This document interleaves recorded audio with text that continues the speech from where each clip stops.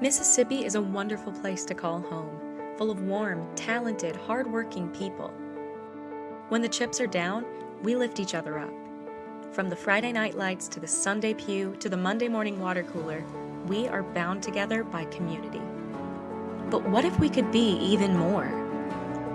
What if we could unleash the potential of every Mississippian to improve lives, build stronger ties, and see their neighbors truly thrive? What if putting students first was more than a slogan? If it meant preparing the next generation for real success right here in our backyard? What if we removed red tape and gave teachers the support they need to heed their calling and change lives? What if families were empowered with education options to suit the unique needs of their children? What if we fixed our sights on building a vibrant economy with better jobs at higher wages? If we work together to bring regulation into the 21st century, making it easier to start and grow a business? What if we push to get workers the training they need to compete and get in the game to build a better life for their family?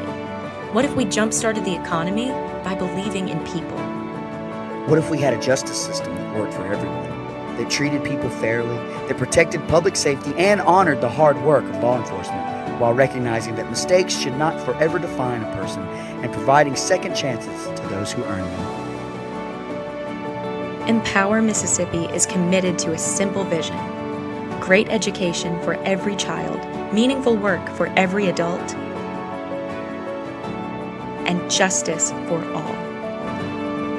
To unleashing Mississippi to rise to new heights. Join us.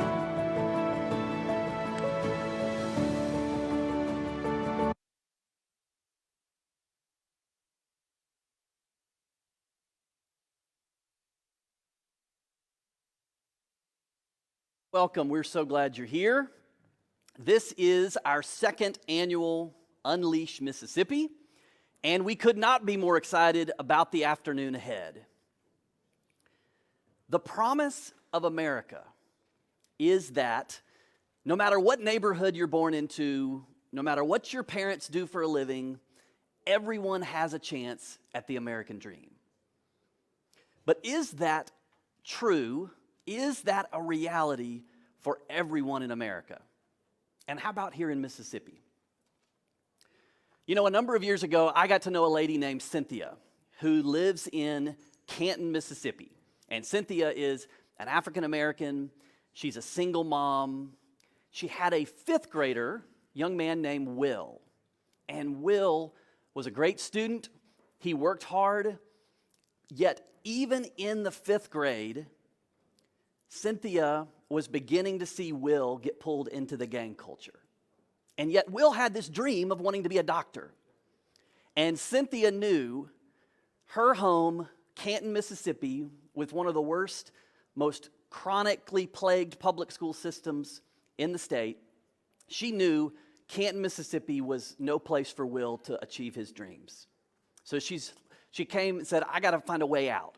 And every day on the way to work, Cynthia drives past Madison Public Schools, great public schools. And she said, how do I get Will into Madison? Well, as you know, most people, when you're looking for a new school, you move. Well, Cynthia lived in a rental house in Canton. She looked at housing in Madison and realized there was nothing affordable that she could make work for her family. So she looked at Canton Academy. Canton Academy is a private school in Canton. She looked at the tuition, said, I can't come close to $6,000 a year for him to get into a better school. So then she looked at a district transfer where you can live in one district and enroll a child in another district.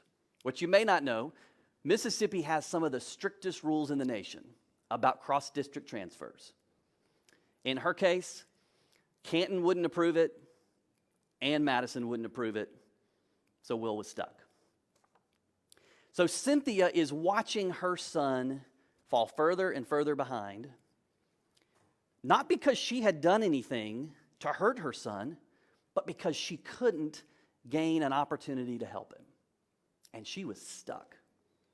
And the saddest part for me, when I heard her story and sat down to try and help her, I couldn't help her either. I could find no way to get her son out of the situation he was in. You know, as I've done this work over the last 16, 17 years, I have heard versions of Cynthia's story from moms and dads looking for better educational opportunities for their kids. I've heard them all across the state. Dozens, even hundreds of versions of this same story. Fast forward. So I kind of lost touch with Cynthia, and I reached out to her a couple of years ago. Ran across her number. I called her up. I said, Cynthia, whatever happened to Will? Cynthia said, your timing is impeccable.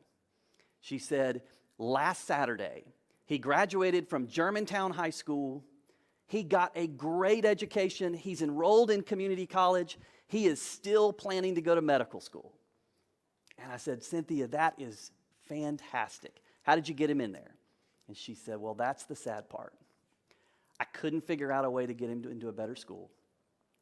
So I gave up custody of my son, and I sent him to live with his father, who was not a good influence and not a good person to be around, but he lived in the right school district. And she said, it was the hardest decision I've ever had to make, but it was the right decision for Will. And he got a great education. And her comment to me, something I'll never forget, she said, why do we make it so hard on good people trying to do the right thing? That's what Empower's all about. That is what this event is all about. It's about creating opportunity and tearing down barriers so that everybody in every corner of this state, from every background, has an opportunity to have the American dream. And I could not be more excited. This is our second annual event. We're going to have panelists all day talking about education and poverty and work. And I'm so proud of the lawmakers that get it, the policymakers that get it, that are here to celebrate, who are here to talk about the work that's already being done to tear down barriers. We have some of those. We have a lot of those that are doing great work here. But I'm especially excited about those who are in the trenches, those that are on the front lines.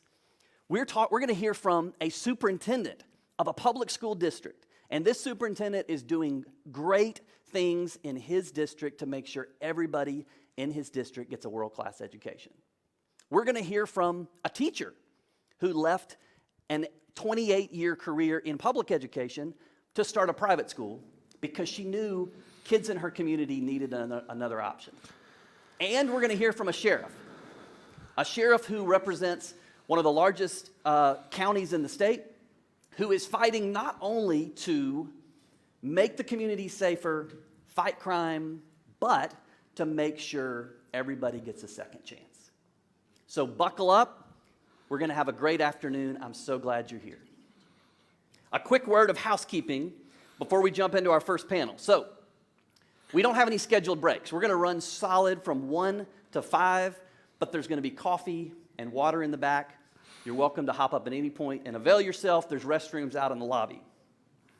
When you walked in, and if you didn't see it when you come in, I hope you see it at our reception later, there is an art display that's called Angel Eyes, part of an art collection. Every piece of art was painted by a woman behind bars, part of the art therapy program at the Central Mississippi Correctional Facility. They're just beautiful pieces of art. I hope you'll check it out.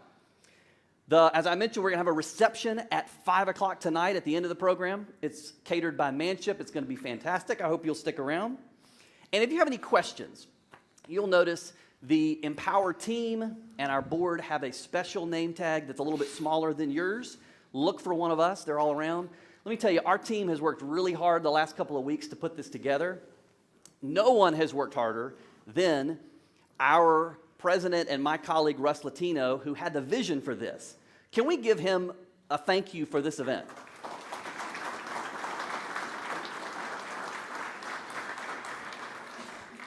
Okay, my final word of housekeeping is there's a lot of seats at the front. If you're in the back standing and you want some seating, move to the front. We should have plenty of seating if everybody moves in a little bit. Now, on to our first conversation. Here to kick off this event is someone who needs no introduction. This is my friend help me welcome the 65th governor of the state of Mississippi, Governor Tate Reeves.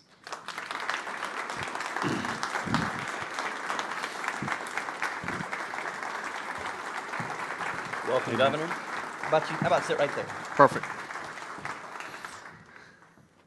We're glad you're here. Glad to be here. Well, so you and I have had a number of conversations over the years about education. And what I want to talk about today is sort of what comes next for our kids, which is work.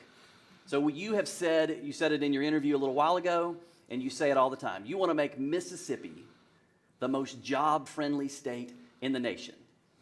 Why does meaningful work matter so much to our people? Well, thank you, Grant, for having me, and thanks to everyone in the crowd. Great crowd today. Appreciate y'all being here, and this is really a great opportunity for folks from all around our state to sit around and think about what can we do to continue to see the kind of market improvements that we've seen in our state over the last 10 years, particularly when it comes to education. Look, work is essential. Giving kids and young adults an opportunity to provide for themselves and provide for their families is essential to having an economy that works, but also having the kind of quality of life that we want here in our state. And I think one of the great things that we're seeing yesterday with the grand opening of the new facility in the Oxford School District, for instance, something that I know you have Dr. Childress on a panel in a little while, that he has done such a phenomenal job of in the Corinth School District, is recognizing that getting these individuals that are in the pre-K through 12 system ready to move on to college is part of the deal, but getting a large segment of them also ready to move on to the workforce is also a large part of what they are trying to accomplish. And so work is so important to self-worth, to providing not only for yourself, but providing for your family. And it's the reason that we spend so much time talking about workforce development, and workforce development goes hand in hand with economic development. Because in the old days, I'll tell you, when I first started in the world of government, and I've been around a while, and some people across the state, and maybe even some in this room would probably say that I've been involved in government too long. But the reality is, when I first started, and when we talked to potential prospects about investing capital in our state, the first question that was always asked was about incentives. How much? What are you going to give us to move here? While that still plays a role, the real question now is, tell me about your workforce. Tell me how I'm going to hire the number of people that I need to produce the product that I produce, and how am I going to get it to the marketplace? That's the question now. And it's one of the reasons that we're winning a lot now is because we've proven, particularly throughout the pandemic, an ability for our people to get up and go to work. So you mentioned the pandemic. One of the things that set our state apart was while states across the country were shuttering businesses, closing things down, you focused on not only lives, but livelihoods. Why was it so important to you to keep our businesses open during the pandemic? Well, again, it's about valuing work, and it's about recognizing that so many people in our state don't have large savings accounts wherein they can be off of work for a day or a week, much less a month or two or three, and still provide for their families. And so I will tell you, during the pandemic, and I was just with a large group of my fellow Republican governors last week, and we talked a lot about some of the decisions that we had to make throughout 2020 and 2021 and the conversations that we had. And one of the things that struck me was clearly I had an understanding of the levers of power of government coming into this office. But my background coming from a family who's had a small family-run business my entire life, my father, who I had the pleasure of seeing yesterday, started his small business in the early 1970s, and unfortunately, he went through the early years of that business in the construction space at a time when Jimmy Carter was president. Inflation was at levels unheard of. It seems like we're heading in that direction again now under this administration. But having that background of knowing a small business owner, knowing what it's like to sign the front side of a paycheck, and recognizing that every small business is essential to that small business owner, and every small business is essential to every one of those employees that work for that business who depend upon it to provide food for their families. And so I think my background coming in certainly helped with that, and helped realize it, and trying to balance that scenario between protecting lives and livelihoods is one that has proven.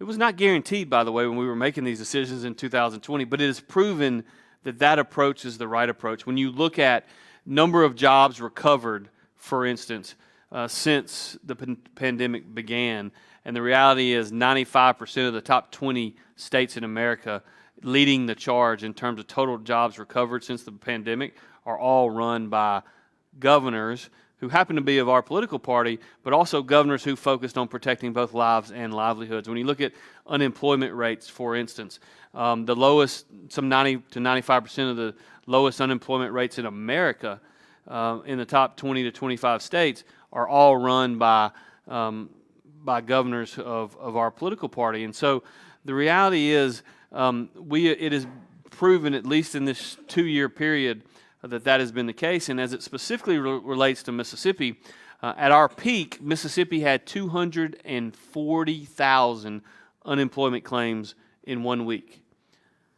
The most recent data a week or two ago, we had less than 5,000 today. Our unemployment rate today is at the lowest rate it has ever been in the history of our state. The lowest rate it's ever been in the history of our state. Now, we've still got a lot to work on, because unemployment rates, while a number worth looking at, is an imperfect number because it doesn't always take into account those individuals that are not in the workforce that should be, and we've got to figure out ways to improve the workforce participation rate in our state. But clearly, there's a dichotomy in this country today amongst and between those states that are run by red states and blue states. So, I mean, people thought it was controversial to keep businesses open as much as you did, but it was not nearly as controversial as your decision in May of last year to end unemployment bonuses. Yet, you saw we had a labor shortage, we were struggling, you made that decision that we're going to end unemployment bonuses. We were one of the first states to come out to do that, and we had a spike in hiring like we had never seen before, the largest in a single month in the history of the state. How did you know that was going to help more people than it hurt? Well, like so many things in the pandemic, we didn't know, but we believe very strongly that the best way to get our economy rolling again was to get our employees back in the workforce. It was controversial at the time. We were one of the first states in America to do it. And it's the reason that I wanted to make sure that we did the work on the back end to get the data to confirm as to whether or not we made a good decision or a bad decision. The people deserve to know that. And there were those, not only in our state, that were detractors, but there were those around the country that said, oh my goodness, I can't believe that you're doing this. But here's the data. The FGA did an analysis, and in the month of June, as Grant said, our hiring was the largest hiring month in the history of our state. But the real data is even more impressive than that. We saw an additional 72,000 Mississippians re-enter the workforce in the month of June of 2021.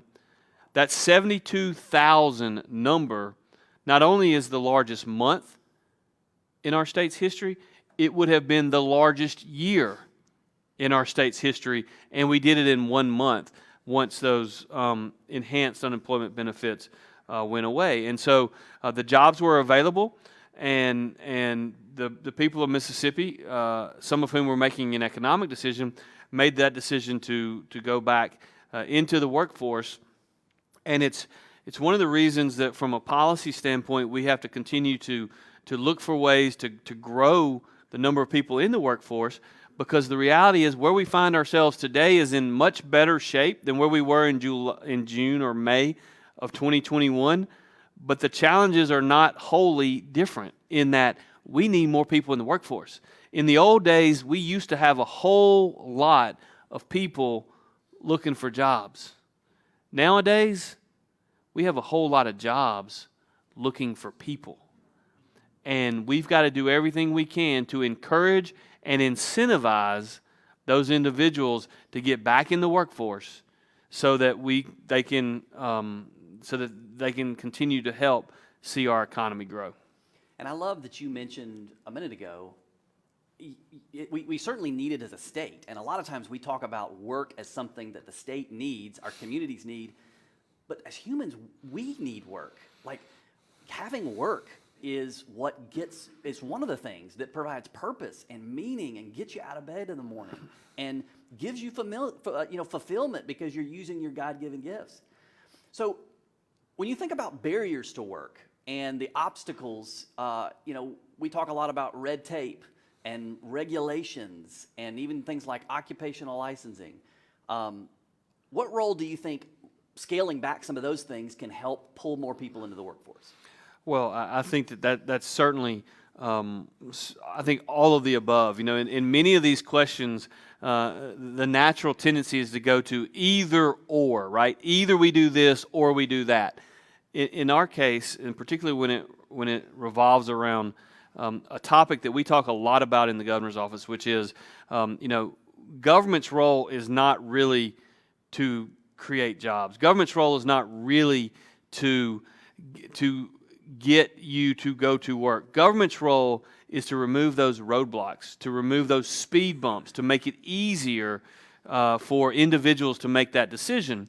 And so the reality is there are a large number of things that we have to continue to focus on. The occupational licensing reform is a prime example wherein we as a state have made tremendous progress. We started that when I was lieutenant governor, and Speaker Gunn was Speaker of the House at the time, and Governor Bryant was governor at the time. We started that process, and we're continuing to improve upon it each and every legislative session and each and every day. And so the easier we make it for people to enter the workforce, the better. The other thing that we have to recognize, and this is where I think probably we've made more progress in a short period of time than in any other, and that is in the improvement of our workforce development, workforce training delivery system.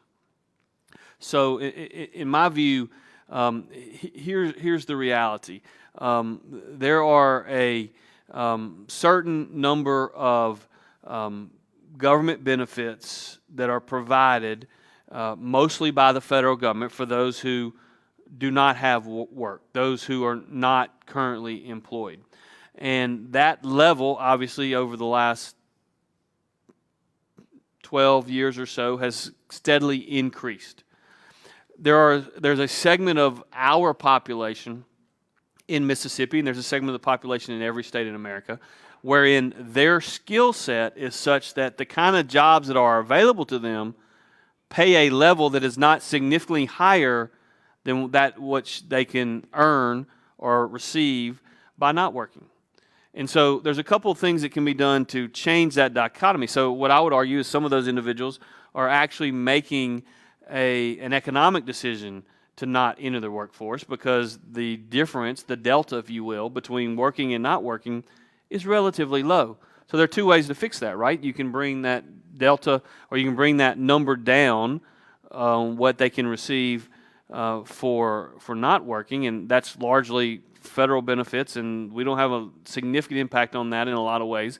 Or you can figure out a way to try to have a workforce development system wherein they can go and learn a skill such that that skill that they now have pays at a level that warrants, all other things being equal, warrants higher pay and leads to a reason for them to re-enter the workforce. And so we're working very hard on that second piece, on improving our workforce development or workforce delivery system. And I think we've made tremendous progress with the passage of legislation, working with our friends in the legislature, the passage of legislation creating what ultimately became Accelerate Mississippi, the overseeing of what is now approximately $375 million a year that's spent on workforce development, workforce training in Mississippi. My argument has always been we don't necessarily have to spend more money. We just need to spend what we got more efficiently and make sure we're focusing on the things that we need to focus on. Yeah, so I think some of the folks from Accelerate are here. Great. So thank y'all for the job you're doing, because you're really making a difference in the overall economy of our state. What about this session? A lot of the conversation was around the elimination of the income tax. How does that factor into work and workforce participation and pulling people into work? Well, I think the long term, the elimination of the income tax is a goal that I certainly have, and one that is shared by many, not all, but many of those in our legislative leadership, and it's one that I think is can have a profound impact on changing the long-term economic prospects for our state. Now, let's first of all brag on what we were able to accomplish this year. There are 9 states in America that have no income tax. Of the 41 that do have an income tax, Mississippi now has the 5th lowest marginal tax rate of the other 41 states. So we have the 14th lowest income tax rate in America. That's not a bad spot to be. It's not good enough, but it's not a bad spot to be. And in addition to that, I'll tell you that the starting point, or that point at which individuals start to get taxed on any income that is made, now for a married couple, that is $36,600, which is the highest number of any of those 41 states that have an income tax. And so what we were able to do is we were not only able to lower the highest marginal rate down to 4%, we also now have the largest exclusion for that income, so that obviously benefits those on the lower end of the income scale the most. Both of those are excellent talking points and something that we as a state should be proud of. But I believe we should push further. We should continue to push to eliminate the income tax in our state for a number of reasons, one of which is obviously, I believe very strongly, that government has nothing that it doesn't first take from someone else. And the reality is, if you want more of something, the way to get more of something is to incentivize more of it. The way to incentivize more income is to tax it less. And so the other point I would just simply make is, you don't have to be a geography major to figure out that if you look at Texas to our west, Florida to our east, and Tennessee to our north, all of which are no-income states, all 3 of which have significant economic growth as well as significant population growth, that people across America are moving to low-tax states, and they're specifically moving to no-income tax states.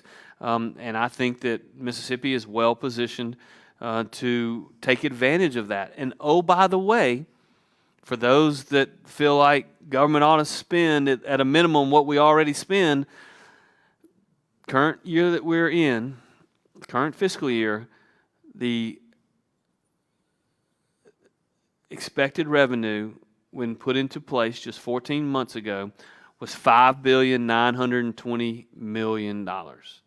We only spend 98% of our expected revenue, so our total operating budget for this fiscal year, when it was initially passed, was approximately $5.8 billion.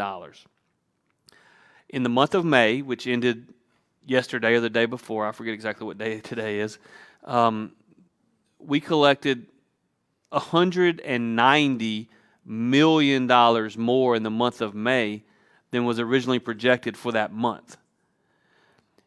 Year to date, which is, we have 11 of our 12-month fiscal year completed, year to date, we've collected $1.3 billion more than was originally projected. And so we're going to collect, remember, original revenue was $5.9 billion. We're going to collect somewhere between $7.25 and $7.5 billion this year. That's $1.5 billion approximately over and above what was originally projected, and that's after last year when we collected over $1 billion more than we were projected. The reality is, if you incentivize work and people go back to work, if you tax it less, incomes go up, revenues to individuals go up. What do we all do? We spend more. Revenues to the state ultimately go up as well because the economy grows. And that's what we're seeing in our state right now. And I want to continue to see that continue.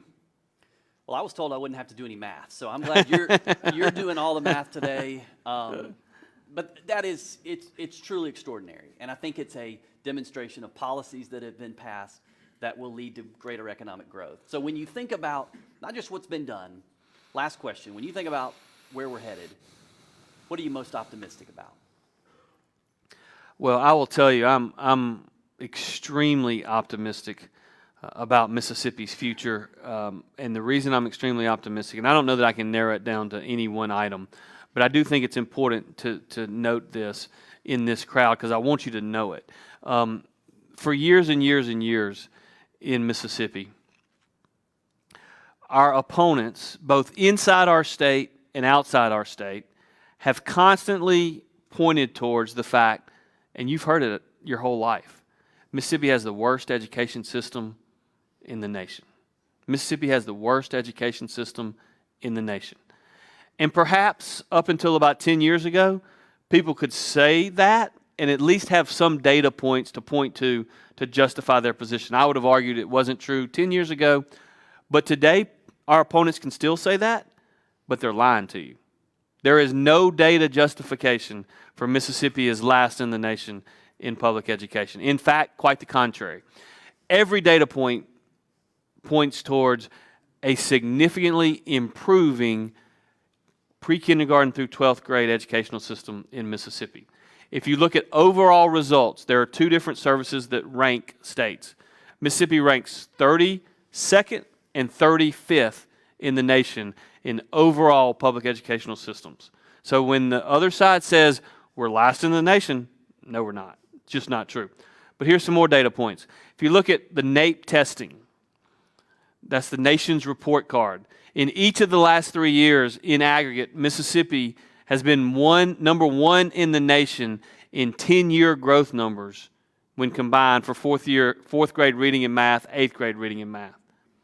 When you look at high school graduation rates, when I ran for lieutenant governor and was sworn in, the high school graduation rate nationally was 84.5%. Mississippi's was 72.5%.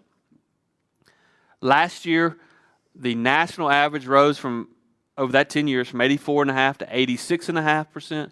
Mississippi's gone from 72% high school graduation rate to 88.5%. We are above the national average. So we have the highest high school graduation rate in the history of the state, and we have the lowest dropout rate in the history of our state, and we exceed the national average in both. And so I tell you all that to say educational reforms and educational investments work. And when you push for results, Mississippians do exactly what we would expect. Mississippians rise up and they meet those increased expectations. And that's what's happening all throughout our state in the K through 12 world. And I couldn't be prouder to watch our administrators, our teachers step up and do exactly that. And so what gives me the most optimism is what really is going to be the hardest thing that we do, and that is not settling for where we are today. 50th wasn't good enough 10 years ago. My friends, 35th isn't good enough today. We need to focus on moving from 35th to 30th, from 30th to 25th. Let's continue to show that accountability measures work. Let's continue to show that smart, strategic investments work. And let's, for those of us that fit into this category, for those of us who are conservatives, recognize that we believe in rewarding success.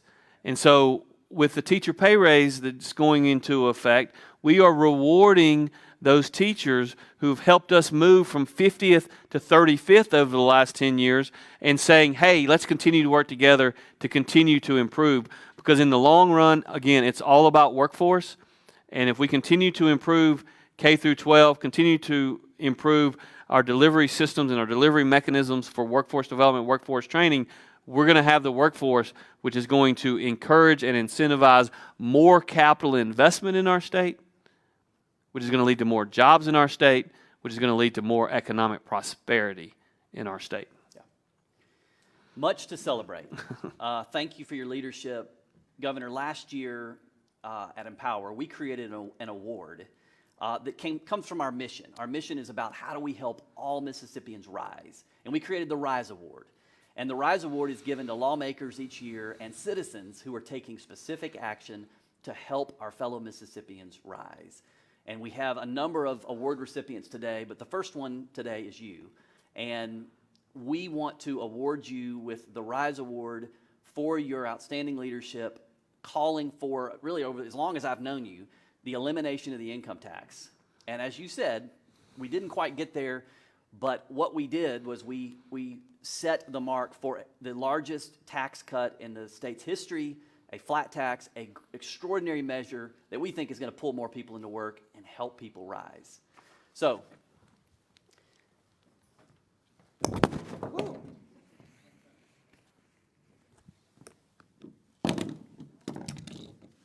sorry about that. It's my honor to give you the RISE Award. Thank you for what you do. Thank you.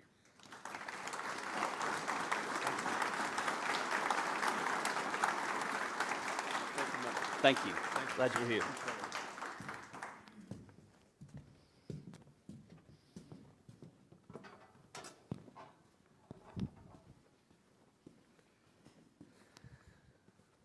When I was in school, I had this amazing teacher. She was everything. When she walked in the classroom, she demanded attention without actually having to say anything. She was college educated. She was African American. She had a love for learning that I adored. Like every time she got up in front of the classroom, she would captivate us. And I was like, I want to do that. I want to be that person for people who don't have, for children who don't have that person. I want to be that. You have to meet students where they are to get them to where they need to be. Because if they're thinking about their stomach grumbling or rumbling, they're thinking about where's my next meal coming from. It's a balancing act for sure. And sometimes I feel like I'm juggling. I feel like I'm just juggling so many tasks like I'm in a... I don't feel like a teacher. I feel like I go in, I clock in, I do what I'm told to do, and then I go home. And I'm like, where's the passion? Where did it go? It makes me feel like it's no longer teaching. It's like I'm babysitting and then I'm doing whatever y'all are telling me to do because at the end of the year, they're taking this big test. So do I even have autonomy anymore? It's questionable.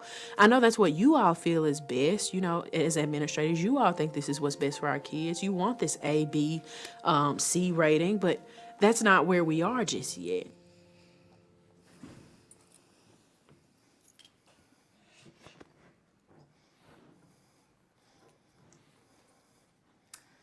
Hello, everyone. I'm Elise Marcelino, the director of Embark for Empower. Embark is an initiative of Empower that focuses on finding, guiding, and investing in new school founders in the state. And I'm happy to be up here on stage with our three great panelists, Dr. Lee Childress, who's the superintendent of the Corinth Public School District, Dr. Donna Akers, who is the head of school at Ivy Green Academy in Pontotoc, and Scott Waller, who is the president and CEO of the Mississippi Economic Council. So we'll go ahead and dive right into the conversation. Dr. Childress, I'd love to start with you. You've been a public school superintendent for many years. Corinth has had a great reputation as one of the best school districts in the state since your time there. Part of that success is due to the different approach to education you've been able to try as a district of innovation. There are some in this room who won't know what a district of innovation is or what that allows you to do, so I'd love to start there. What is a district of innovation, and what are some of the biggest things you've been able to do or hope to do as a result of having that status? The District of Innovation is a designation that you receive from the Mississippi Department of Education. That designation is the result of a legislative action about 8 years ago that allowed districts or schools to apply to be a District of Innovation. We are in our second series of being a District Innovation. We were, and then we renewed our application. And we have been involved in many things looking at how we could reshape the educational experience for children. One of the things that we implemented was a modified calendar. And we looked at implementing a modified calendar where children started school a little bit earlier. We take breaks in October and in March. And then we take about 5 weeks off in the summer instead of the traditional 8 to 9 weeks. During that time, that allowed us to continue to provide remediation for children during that time at what we considered to be real-time remediation or at a more appropriate time, rather than looking at the traditional summer school experience or extended school year experience. Because what our teachers had found and told us was as children moved through the grades, it just aggregated, and as they got into 5th, 6th, 7th, and 8th, we saw large numbers of children being retained. So that modified calendar has worked extremely well. We're looking now at how we can provide a lot more enrichment activities, particularly for students during that time, to advance their educational opportunities. A second major change that we made involved adopting the Cambridge International Assessment Program rather than the Mississippi Curriculum Framework. And we looked at doing that in an effort to provide a more rigorous course of study for all of our children in our district. We believed that if we could use internationally benchmarked curriculum along with internationally benchmarked assessments, we could really begin to move current students forward. And the difference is in many cases where you see in schools where you have advanced placement programs, international baccalaureate programs, or Cambridge programs, those are offered only to a select group of students. Our teachers were very clear that if it's right for one, it's right for all. And from an equity perspective, we wanted all children to be exposed to that course of study. And we have found that if you do put children in that rigorous course of study, they can actually achieve and they can actually perform at a higher level. We have, as a part of Cambridge, they have an ACE diploma, and that means children have successfully challenged 7 of those exams and made a passing score. And we are now approaching each year for the last 3 years between 20 and 25% of our graduating class earning 7 or more credits in a Cambridge AP or IB type setting. And I think that's a phenomenal success, for what our teachers and our students have done and are capable of doing. These are some significant changes, so I imagine this required a mindset shift for parents, students, and teachers. Can you tell us how you've cultivated buy-in? It did require a mind shift, particularly with the calendar was one, because everybody is accustomed to, pretty much starting school in August now. At one point we started in September, but it's changed. But what we did in order to prepare and engage our community in that is for 2 years prior to the board adopting that calendar, we provided a series of calendars for people to look at. And we had conversations about why we needed to do that. And ultimately, when our teachers weighed in and said, this is what's right for the children, that gave us the community buy-in. So we had a lot of people excited about it in the very beginning. At the same time, we had some detractors. But now a lot of people really like the calendar, and if we probably talked about going back, it would be a little bit different. Another thing dealt with when we began the implementation of the Cambridge system. What we found was, because it was a different approach to learning, and it was more of it moved from the traditional multiple choice type of assessment, and that children could be very successful in many cases if they studied or if it was repetitious learning.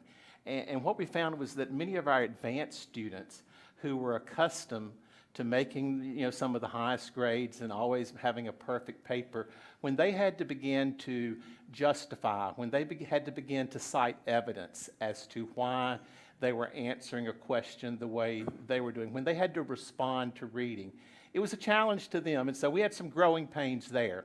But as people saw how successful children were when they moved on, they began to say and see that what we were attempting to do and what we were doing was the right thing. And one of the best things that you can hear from a parent is, and I had a parent share this with me last week, my children were over-prepared when they went to college. And when you hear that, you know that you've hit the mark.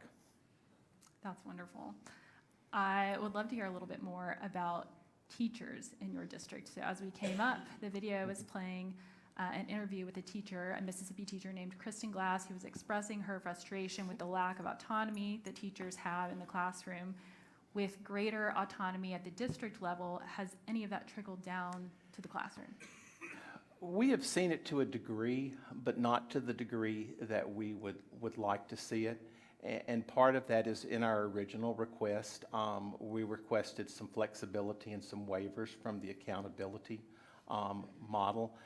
We still want to give assessments. We still want them to count, but we want it to be based on the curriculum that we are teaching. And so our teachers right now are having to juggle both, and so that is causing a difficult situation for them to have that autonomy that they want. However, the good thing about the Cambridge program is that teacher has the autonomy, and the teacher becomes more of a facilitator than a teacher. And that's the direction that we really need to look to move toward in education, in my opinion, from pre-K through 12th grade, is that teacher really becoming more of a facilitator and children assuming responsibility for their learning and the teacher guiding them where you can move those children at whatever level they are in that classroom. And with technology, with curriculum, with all of those things that we have today, that is very possible, and it will make learners far more ready for the workforce than they are presently coming out if we can see that model fully implemented. Speaking of the workforce, what role, if any, has the business community played in the changes that you've made in the district? The business community has been closely involved, and we remain closely involved with the business community, with our economic development agency within the district. We, both the Corinth School District and the Alcorn School District, if there's an industrial recruitment activity going on in our district, we are present. We are there to share the successes that both districts have and the quality of education that we can provide. We also have met and meet on a regular basis with the plant managers from our industry and talk about what are things or what are activities that we have going on in the school that we maybe could do a better job that would help you as far as the workforce that you are having. We changed our attendance policy 3 years ago based on some recommendations that we received from the Caterpillar plant manager that he thought would better prepare students for when they went to work at Caterpillar. So, the business community is closely involved. We're working on opening up a new career tech center that we're funding solely with local money, that we're going to gear specific opportunities to the industries that we have in Corinth and that we want to see come and locate in Corinth. Well, on the topic of the business community, Mr. Roller, I'll go to you next. As president of the State Chamber of Commerce, this question might seem a little trite, but it may not be obvious to everyone in the room. What is the importance of a thriving education system to economic opportunity in the state? It is probably the most important thing that we have. If we don't have a strong educational system that's preparing our students to move into the workforce and be successful, then we're not going to ever get to the point we need. And it's going to require that cooperation and coordination like you're seeing in the Corinth area and other places in the state that allows the business communities to have an understanding of how they communicate with their local schools, how they communicate with not only just K-12 but community colleges and IHL in order to see that the types of educational programs or actually putting people in position to be successful. And not just to go to a job, but go to a job where they can earn a higher wage, go to a job where they can have a career. And really, it's that cooperation of helping each side understand what the need is so that we can get to that point. Now, you've been at MEC for a number of years. Before that, you were a business reporter, so you've had your finger on the pulse of the business community for quite some time in the state. What changes have you seen in the beliefs and attitudes of business owners around whether there need to be changes to the education system or whether families need more education options to choose from? Well, I think it really comes down to we have to understand what the needs are, not only for the jobs that we have now, but the jobs that are going to be in the future. You know, in many cases, we don't even know what those jobs might be. So we've got to have that core educational system. Now, I'll say this. The governor mentioned it before he left just a few minutes ago. We have made some great strides in education. There's no question about that. But for us to continue to make those strides, we're going to have to think differently in many occasions. You know, what is what's good for one person good for the next in terms of what pathway we want to put them on. And one of the things that we're hearing right now, we just finished a very intensive tour across the state where we did 51 focus groups in all regions of the state with business and community leaders talking about what is it that we need to move our economy. And education and workforce development was a primary topic at all 51 of those. And what it boiled down to is, are we judging the success of our students in a way that really gives us a clear picture? So what I'm saying is the accountability system set up to allow you to really focus on each individual child and that child's need? And, you know, with the School of Innovation, you have the ability to ask for some waivers away from that accountability system, which gives you a little bit of flexibility. Now, the testing part of it is still a big component, which sometimes that's a debate probably that would take all afternoon.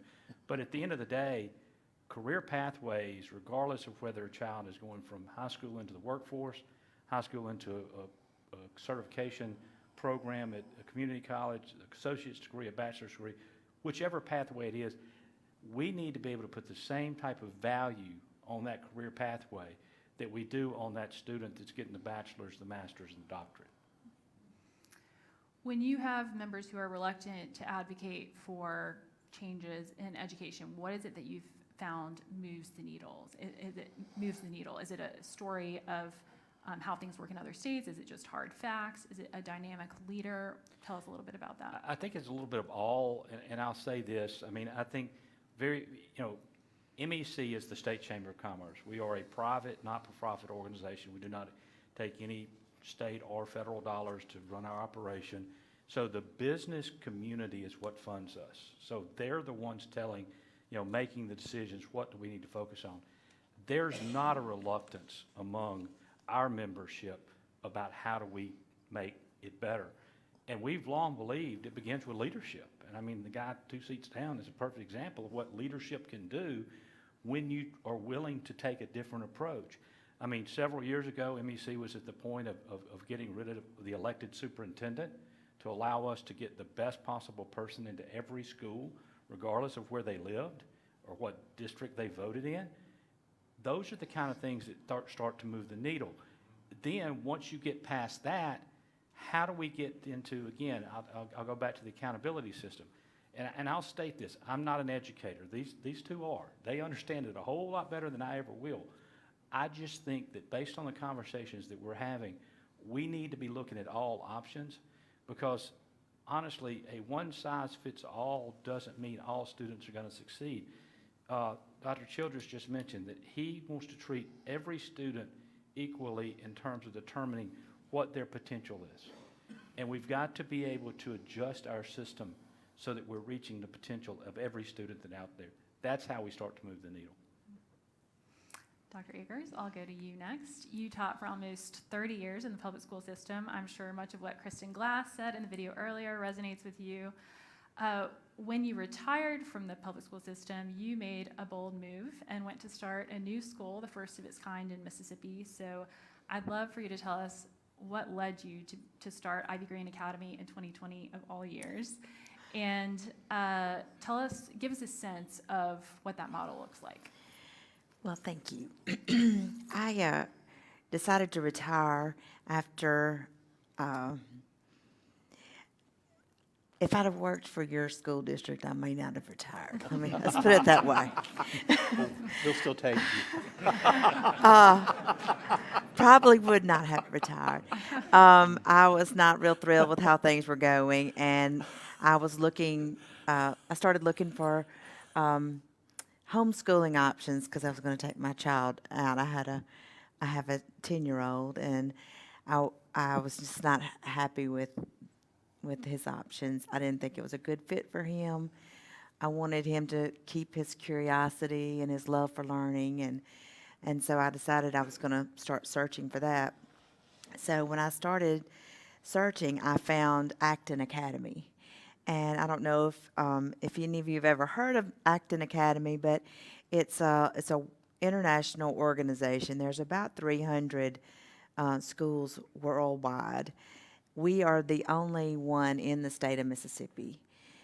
What makes Acton Academy and Ivy Green Academy unique is that we have really turned education upside down. The students are in charge, the learners. It's learner-driven. So everything that y'all have said is so really resonates with me about giving learners the opportunity to reach their potential.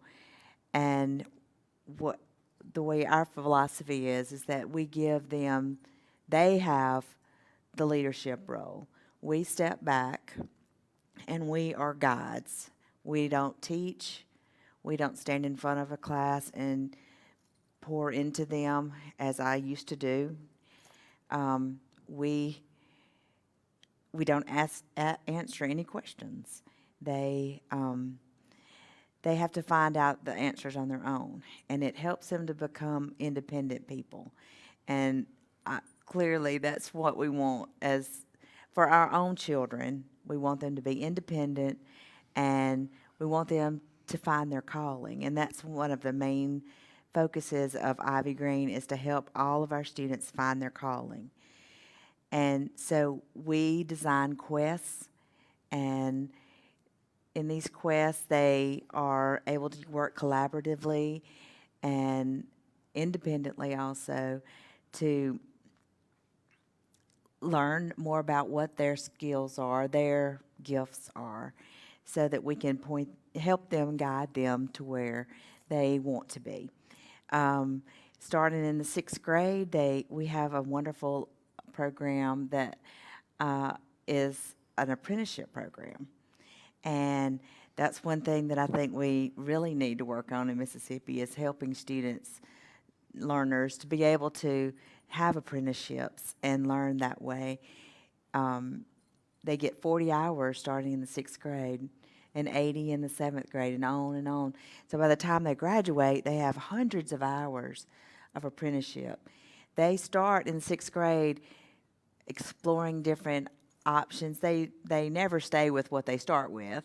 They all think they want to be a vet or, an astronaut, but they narrow down their choices, and they write a resume. They write emails and request interviews. They go in for an interview, and they don't get it every time, of course. So they learn how to take rejection. They learn how to fail. That's a big part of our school, is learning that part of learning is failure, and being persistent and being able to get up and try again when you fail. That's another kind of worker we want. We want someone that doesn't give up, that's able to cooperate and try hard and keep on with it and complete something and be a completer. So that is that's the overview of our model. We have, we kind of are based on 4 different schemes, like the hero's journey is a big part. We reference that a lot in how we operate. We also use AA. It's funny, but it's a tight-knit group that support each other.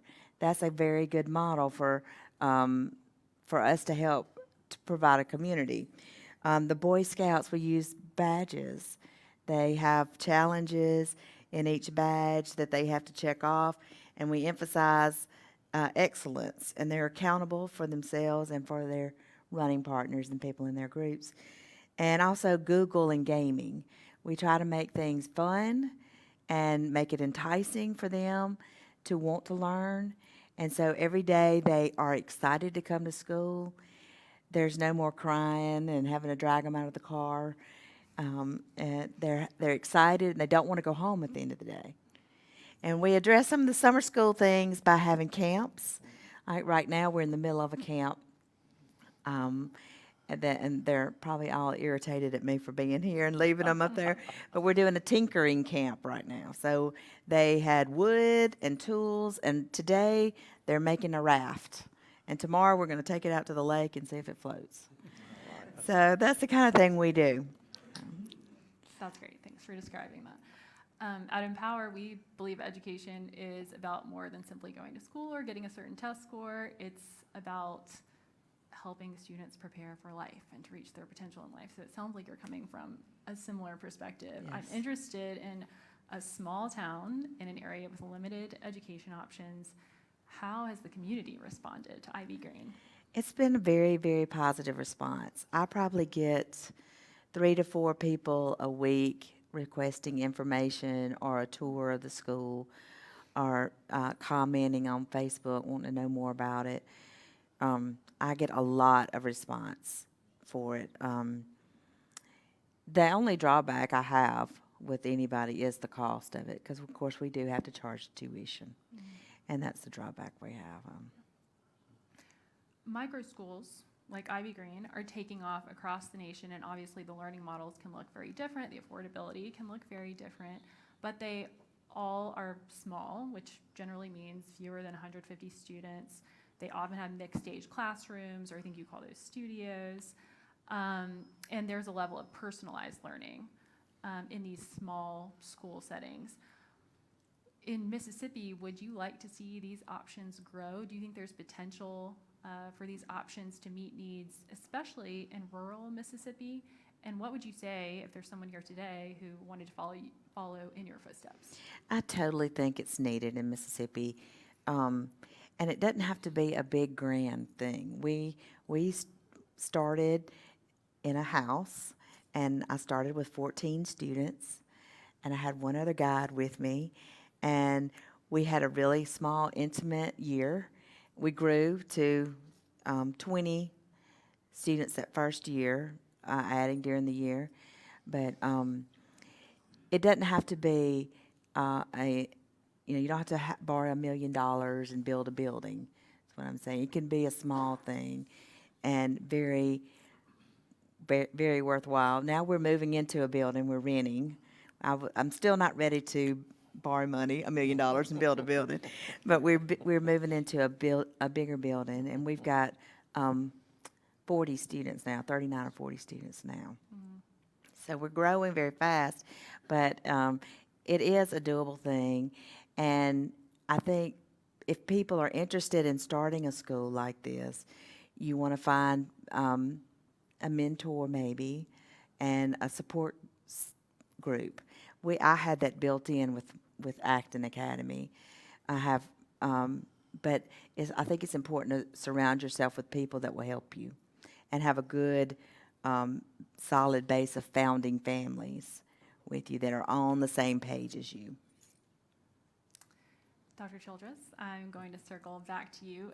Your methods may not be as non-traditional as Dr. Akers, and yet you've come up against the state accountability model in trying to do what you're doing in Corinth because the state test doesn't adequately measure what your students are learning and accomplishing. it seems that at times we confuse the measure with the goal of education. So I'd love for you to comment on that. How do you think we should balance the need for autonomy with the need to assure parents and communities that the schools in the district are serving students well? I think that we can balance that need for autonomy and accountability in looking at an accountability model that is not solely based on test, that looks at other measures that are important to the success of students and the success of schools. And we're working with several other groups of schools in North Mississippi right now on what I would consider to be a community accountability model. That yes, test scores are important, assessments are important, assessment data needs to be shared. You need to be able to make that meaningful differentiation between schools or districts. But there are other things that are important. And what's the key to this community accountability model is what does the community want to see as the product for that educational system? Because what it looks like in Corinth is going to be different from what it looks like in Pontotoc to what it looks like in Gulfport or Meridian. And so why can't we look at what do communities value in education, and what are those values, and how do you measure those values? And one of those would be, that you can measure, what are the hopes and dreams of students? What are the hopes and dreams of parents for those students? That's where we've lost the focus. And that's what's important. And there are ways and there are measures that you can set up, and you can create, let's just say, 7 pillars of accountability, with assessment and test scores being one of them. And choose 6 others that a school district is going to focus on, they're going to measure, they're going to report, and provide annual progress to that community. And if we really want to see communities and parents and the business and industry engaged in schools, we need to look at a model that begins to incorporate those types of things rather than just student assessment data.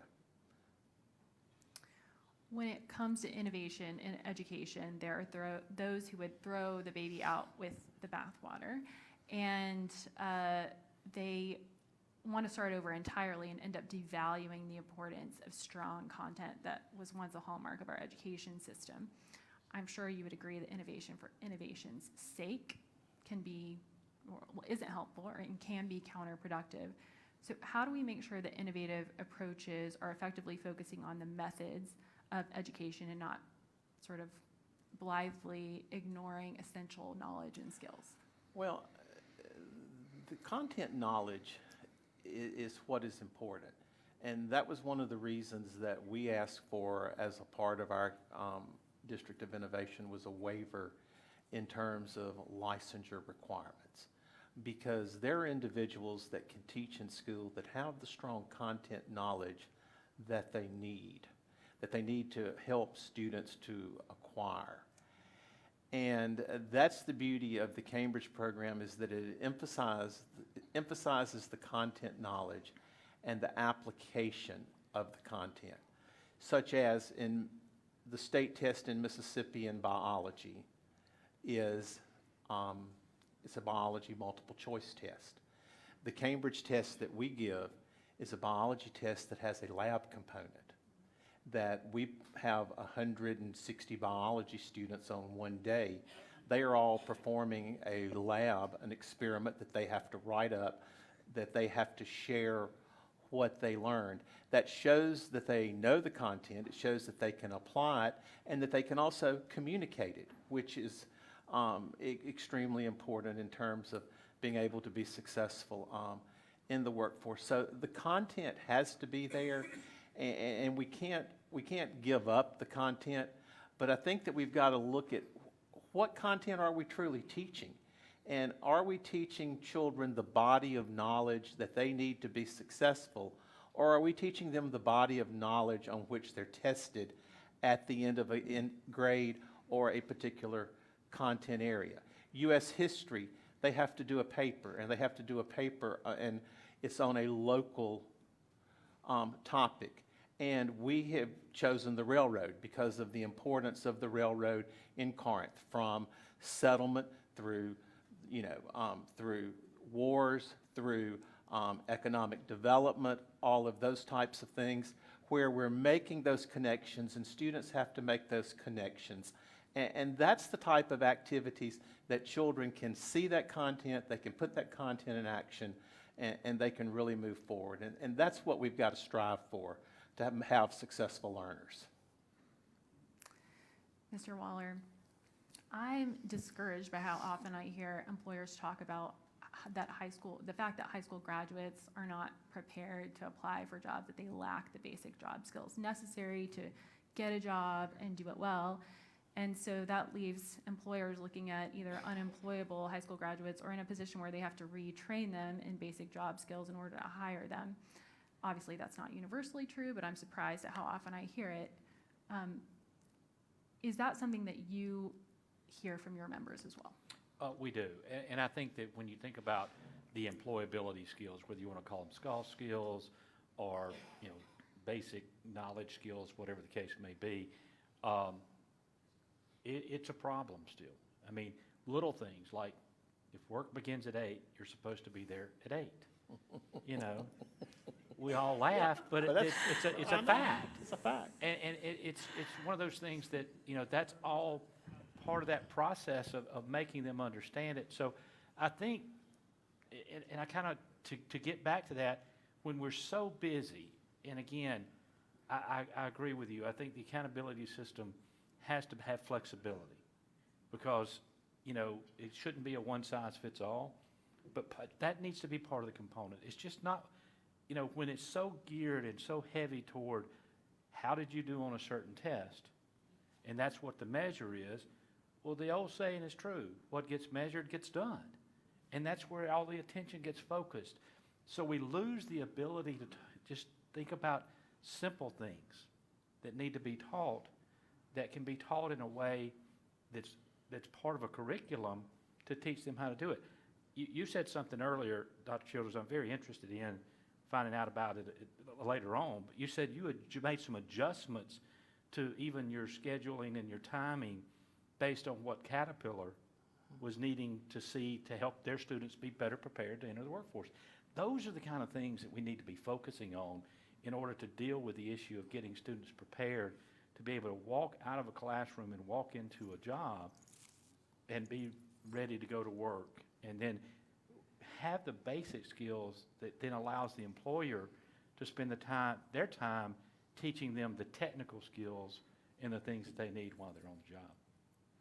Now, you've been an advocate for the ACT work keys. Will you tell us about that and why you think it's a useful tool? I do think it's a very useful tool from the standpoint of it gives you a base of where a student's work readiness is. Many years ago, I was in business and was a home builder. And I would go as far as say, this isn't even the foundation that you start to build on.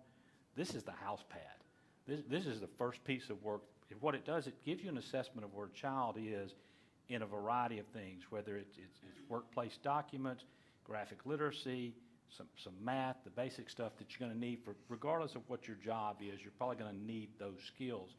And it helps helps them understand that. Now that we are in position to do it at the high school level, I think it's going to be a big, big plus for us.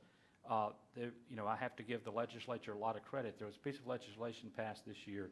It's House Bill 1388. It was the Career Technical Act that really kind of reforms a lot of the things that was done. But one of the pieces of that was putting a system in place that any student in the state of Mississippi that wants to take ACT work keys now can.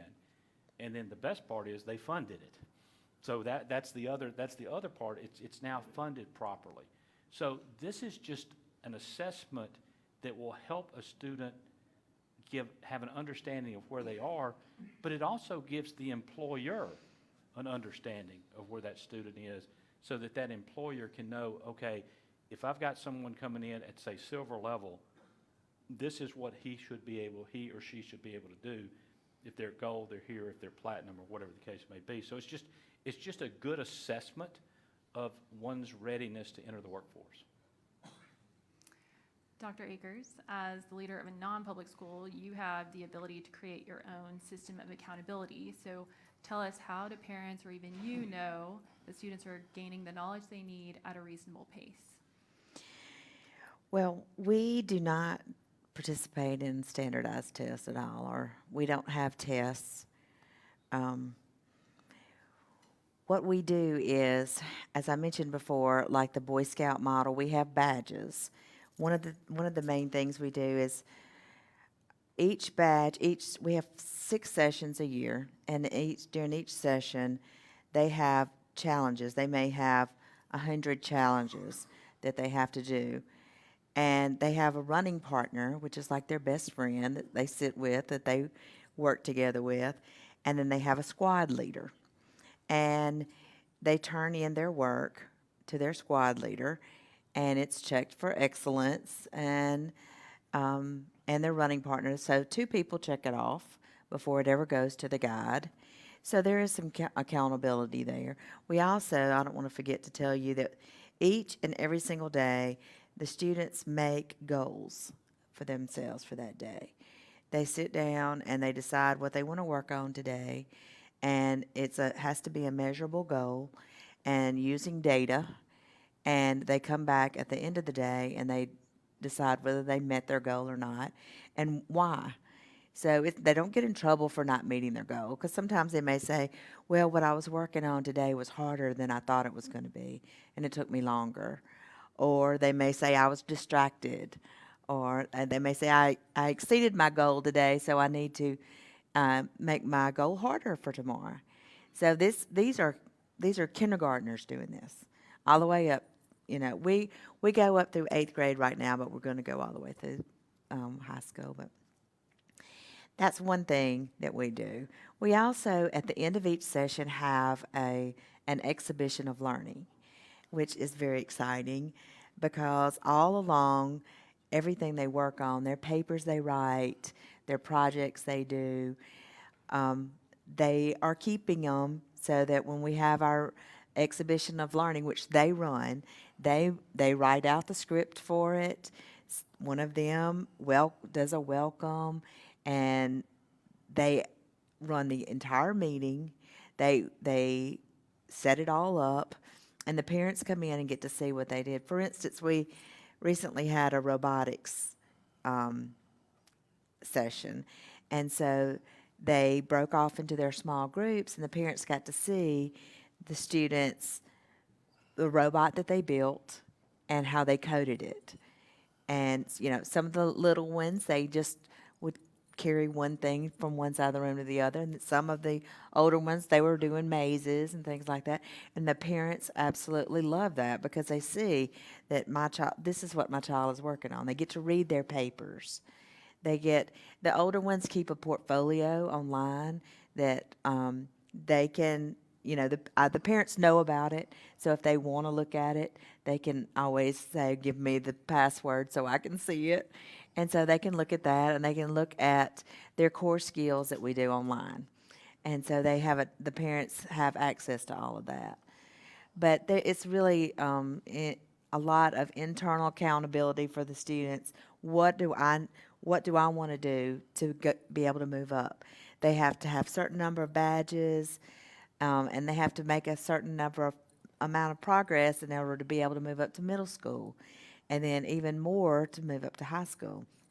So if they choose to stay in middle school for 10 years, and that's that prerogative and the parents. But they probably get a little bit of prodding to get moved up. But they get to choose that. For instance, like my son loves reading.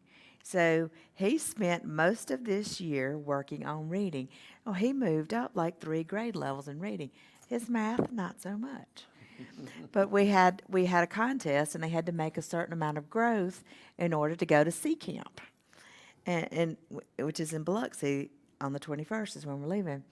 And I reminded them, you have to make this growth, or you won't be able to go. So he decided to start working. We don't do homework, but he did, to catch up on his math, because he'd been on reading all year long. I didn't push him. But I reminded him of what, if he wanted to go, that's what he had to do. So he was happy to do that, and that was his choice. So he was being able to dive into work that he wanted to do, that no one made him do. And then he had the accountability for it. Thank you all. We could go on and on. These are important topics. We all clearly have an interest in a thriving education system, and I hope you've taken away that great leaders need flexibility to innovate and tailor solutions to their local communities, that families need more education options to figure out what works best so that every child in the state has the opportunity to succeed, and that we need a variety of options inside the public school system and outside of it. This is not an either-or conversation. It's a both-and conversation. And we also need reasonable measures. We shouldn't confuse the measure with the end of education, which is to prepare students for life. We need reasonable measures that don't impede teachers from teaching or students from thriving. So if you'd like to keep up with Empower's take on these issues, please scan the QR code next to education in your program. I hope you enjoyed this discussion. Please help me thank our panelists.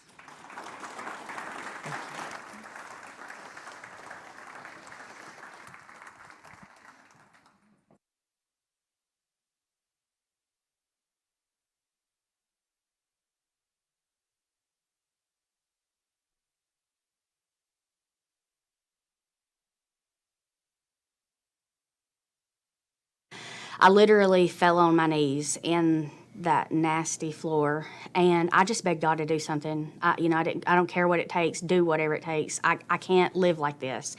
Either kill me or change me. I started, kind of just using drugs every now and then about age 15. But I was a functional addict, and so it didn't catch up with me for a long time. Eventually, meth became my drug of choice. My grandma died, and that was my comforter.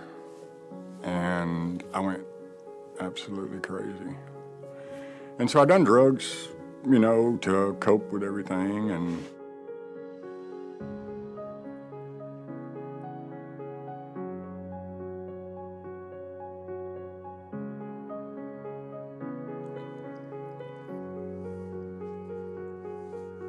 the first time was really hard because they put you out with $25, and that's it. The second time that I was going home, my wife picked me up, and it was way different than the first time. When I got home, her mother gave me a car, gave me a place to live. They helped me with my probation until I got a job. I mean, it was just, if I'd have had that the first time, I don't think I'd have went back. Most people in prison are like us, me and you. They just made some bad choices. When I got my record expunged, it was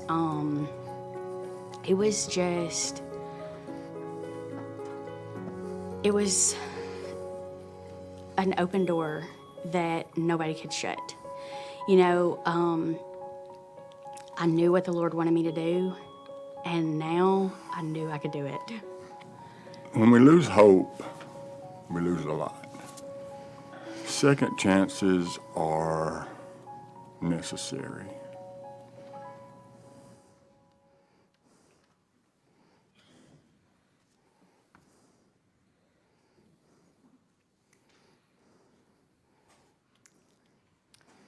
Hello, everyone. I'm Forrest Thigpen. I'm the Senior Advisor at Empower, Mississippi. I'm happy to be on stage today with our Sheriff from Rankin County, Brian Bailey, and Alicia Judkins from Forward.us, and Scott Payton from Right on Crime. Sheriff, I can just hear some of the thoughts coming from the audience of, well, there you go again, trying to build sympathy for the criminals. We need to throw them in jail, throw away the key, soft on crime. If you're talking about second chances, then you can't really be serious about crime. How do you respond to that?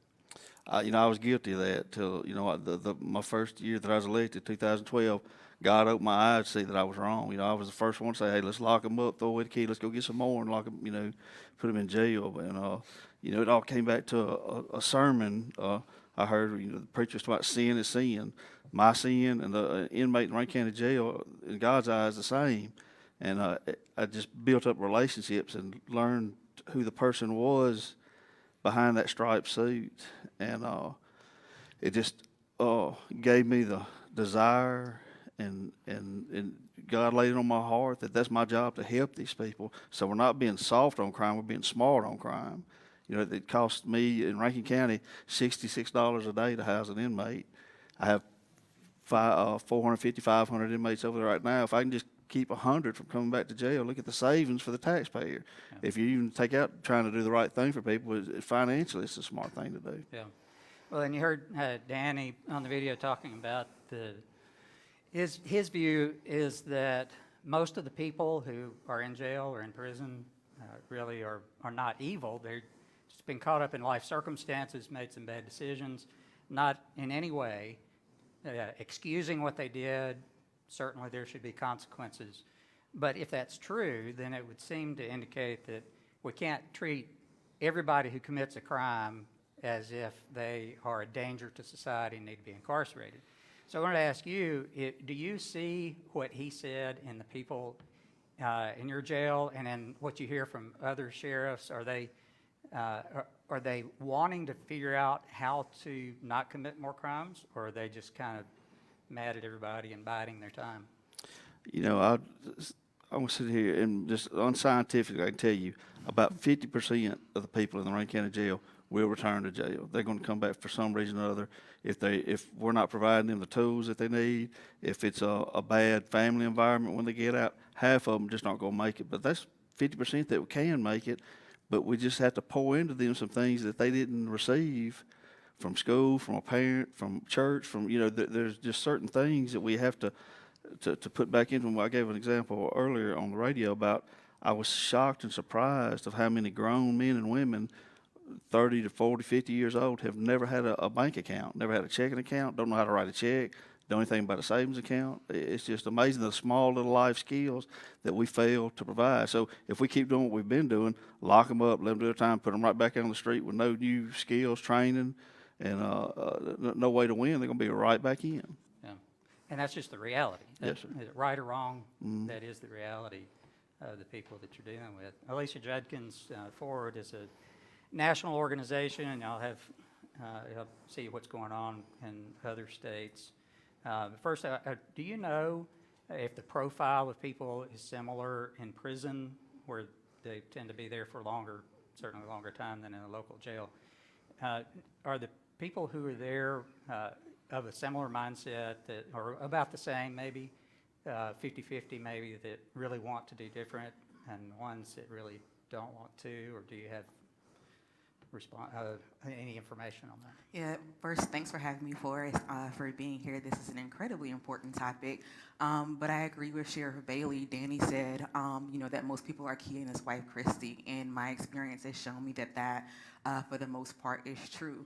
I am one of those people who firmly believes that we are not the sum of our worst mistakes, and Danny said something else that was very powerful. He said, when you lose hope, you lose a lot. And I think that's what you see in the men and women who are in our state prisons and even at the local level in county jails. To your earlier point, Forrest, I don't think the majority of people who end up in trouble are just kind of like the monsters we've created in our heads or that we see in fictional shows on TV. Life circumstances fold out in the way people make poor choices, but that doesn't mean that they're a bad person. And to Sheriff Foley's point, when you pour into people, when you give them access to the tools they need, to the support they need. Danny also mentioned, if I had had, help with getting to work, help with all these things, support, I might not have returned. And I think, that has been proven to be true, across the country, but especially here in Mississippi. And I think the way, as leaders in our community, we can help restore that hope. And I think people tend to make poor choices when they don't think they have another option, or that they give up because it's what's the point? I'm just going to end up right back here anyway. And so as leaders in our community, it's our job to help restore and build that hope. Whether you are a church leader, whether you are an employer, whether you're in law enforcement, whether you're one of our elected officials, there's something that you can do in your role to help restore that hope to people. And so, Sheriff Bailey mentioned that mindset of lock them up and throw away the key. And I think one of the ways we restore their hope is by giving people a sense like they will get out, and kind of in that doom and gloom of like, I'm never going to get out of prison, so what's the point of bettering myself? I'm never going to be employable, so like what's the point of trying to get my education? And just help restore that hope to people, and I think that'll get us a long way. Yeah. Yeah, it really is the focus. The proper role of government is to protect public safety. It's to protect rights, but part of that is to protect the ability to exercise those rights. So public safety is the goal, and so sometimes I think we look at the punishment as something that person deserves, when really if our goal is public safety, punishment has a role, but if we pick a type of punishment that actually is counterproductive, and that actually is less public safety than more. And again, it goes back to what the sheriff was saying. That's just the reality of the people that we're talking about going to prison. So, other than the personality kind of profile, do we as in Mississippi tend to lock people up for nonviolent crimes more than other states, for instance? So in Mississippi, where there is violent or nonviolent crime, we tend to lock people up for longer and more harsher sentences. We're far above the national average. And Forrest, you mentioned something interesting, with the role of protecting public safety. And I think in a lot of people's mind, we equate, prison and public safety. But in more than 25 states, they've been able to both drive down their rate of imprisonment and drive down their crime rates, and the two can happen at the same time. And that's been proven time and time again, and I think Mississippi is on the right track to do that. And it, again, just to block that dichotomy, putting people in prison means my community is going to be safer, and the research is showing that that's not always true. So again, Mississippi, whether the sentences are for what we, violent or nonviolent offenses, we are above the national average. You mentioned nonviolent, some quick stats. So in Mississippi in particular, 1 in 5 people in our state prison system is in prison for a drug offense. 1 in 5. And again, we are far above the national average in terms of how we sentence people and for how long they have to stay in prison.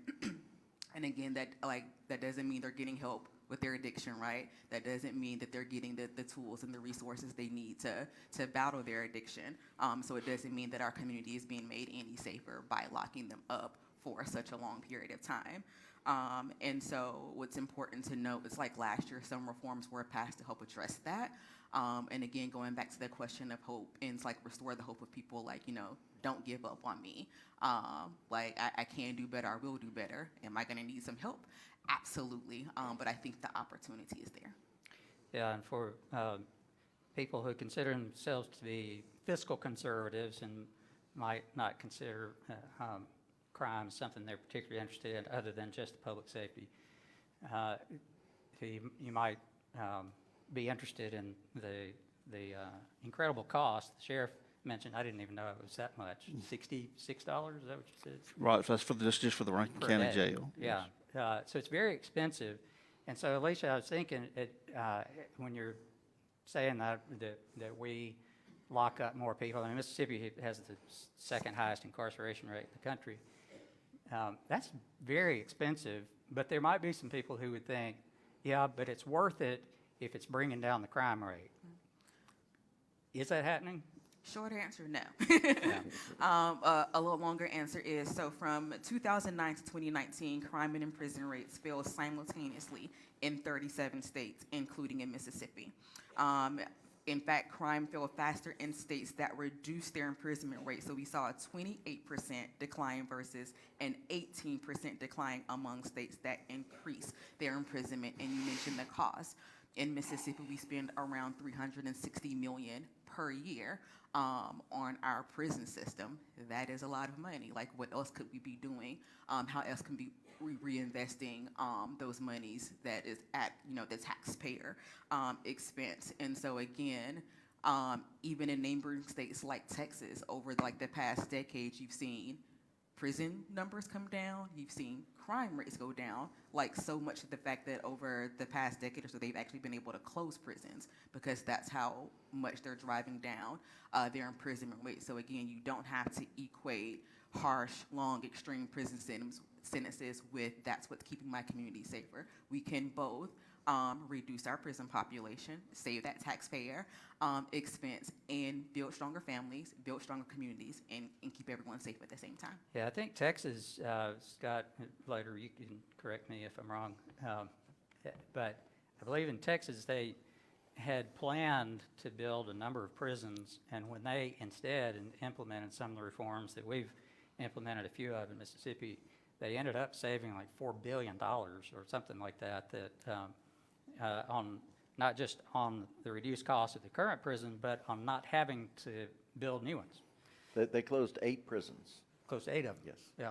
And their crime rate went down. So. And I don't think there's too many people around that would consider Texas a soft on crime state either. Yeah, good point. But speaking of the crime rate, Sheriff, there's been an increase lately in the crime rate really across the country. Some people like to say that it's because of these reforms that we've been doing, that we've just been letting all the prisoners out, and they're the ones committing the crimes, which doesn't make any sense because it's happening even in the states that haven't made changes we have. But what do you see as the reason? Because other people have said it's because of the attitude toward police officers, that so many of them now are retiring because of the hassle that it is to be a law enforcement officer with the defund the police movement and all that. What do you see as the reason? You know, there's 2 parts that I'd like to talk about on that. The first part about the violent crime and everything I'm giving you is from my perspective in Rankin County. I mean, we have very little violent crime in Rankin County, but our population, since I've been sheriff, has increased 40,000 people. So yeah, it did climb a little bit. But I think that the reason we don't have the crime increase is because I do have a jail. I do have beds. If somebody messes up and needs to be arrested, I have a safe place to lock them up. Jails save lives also. They don't just punish people, but they save people's lives. But as far as the violent crime, this term, since I've been sheriff, the last 2.5 years, I've had 5 officer-involved shootings. 5, people tried to shoot my deputies or stab my deputies, and they had to use their firearms. That's 5 in 2.5 years, where my whole 8 years before, I had 3. So, yeah, I do see more violence towards police, more aggression. There's more use of force incidents involving, again, Rankin County Sheriff's Office. Yeah. You heard Danny say in the video that when people get out of prison, they're given $25 or $50 and a bus ticket, and usually that bus ticket just takes them back to where they came from, doing the same, to the same neighborhood, the same people, the very same life that they had before they went to prison. And I believe I mentioned this earlier, the first 3 months out of prison are the time that they're most likely to commit a crime that gets them back into prison. So, Alicia, when you think about that, and I know you've worked with people who are in that reentry process. You've worked one-on-one with folks. What effect does that have when you send them back to the situation, the very situation they came out of? Yeah, so just so folks in the audience know, I've been doing this work about 14 years now, maybe a little longer, but I still lie about my age, so don't pay attention to that. And so, I mean, my experience has taught me, like we said earlier, most people want the same things we all want. They want a safe, happy life. They want to just go to work, come home, enjoy their time with their families, their loved ones, and be able to have a safe, nice living and be able to do nice things, go out to eat, have fun with friends, all the things that we all enjoy doing.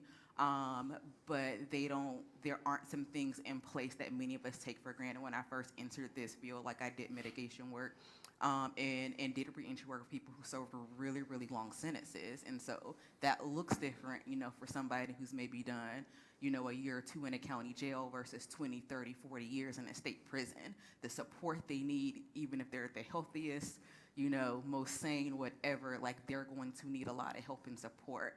And it's things you and I might take for granted. Simply going to the grocery store can be an overwhelming experience. If I've been locked up for 30 or 40 years, and for all that time, no one's asked me what I want for breakfast, and I take you to the freezer section and say, hey, what do you want to eat?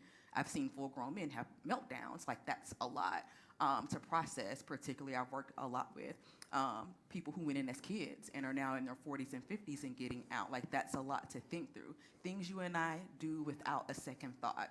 And so a lot of support needs to be put in place to make sure, like, in those first few months, the trip hazards that are going to surely be there, that they have someone to hold their hand and help them get over that. Again, some of the most mundane things you and I do without a second thought. Grocery shopping, going to the Social Security office, going to a doctor appointment, showing up to work. But again, there's things we can do to make sure those supports are in place, making sure people have access to safe and affordable housing, making sure people have access to both educational and gainful employment opportunities. In a state like Mississippi, transportation is important. Many parts of our state are incredibly rural, and you need a car to get around. You can't rely on public transportation. So again, things that many of us don't really think about are actual barriers to, in those first 1, 2, 3, 6 months, people recidivating and going back into the system. Medical and mental health treatment, having access. I think social workers are like angels on earth, and they should be assigned to anyone who's had to, like, serve a lot of time, to really walk with them in that support system role. And your family and your loved ones and friends are a great support system too. But there's a lot you're going to need, and you're going to need to be able to talk to someone about things you may have experienced and things that may have traumatized you. As you're trying to, like, reintegrate back into your family and back into your community. So again, medical and mental health services are going to be critical. And a lot of these things do exist in Mississippi. There are people in and around the state doing great work. I saw Senator Freeman earlier, who's doing really great work in the northern part of our state, helping people on that walk and their path to reentry. But we can invest more into those types of solutions. They're evidence-based. The research shows that they work. And again, like we heard Mr. Austin in the video earlier, it's been the experience of Sheriff Bailey with the people that he works with, and his release program, that when people have the support that they need, they'll surprise you. We just got to give them that support. Yeah. Scott Payton, you've been involved in the youth justice system, juvenile justice system, and the parole and probation for adult, even violent offender adults.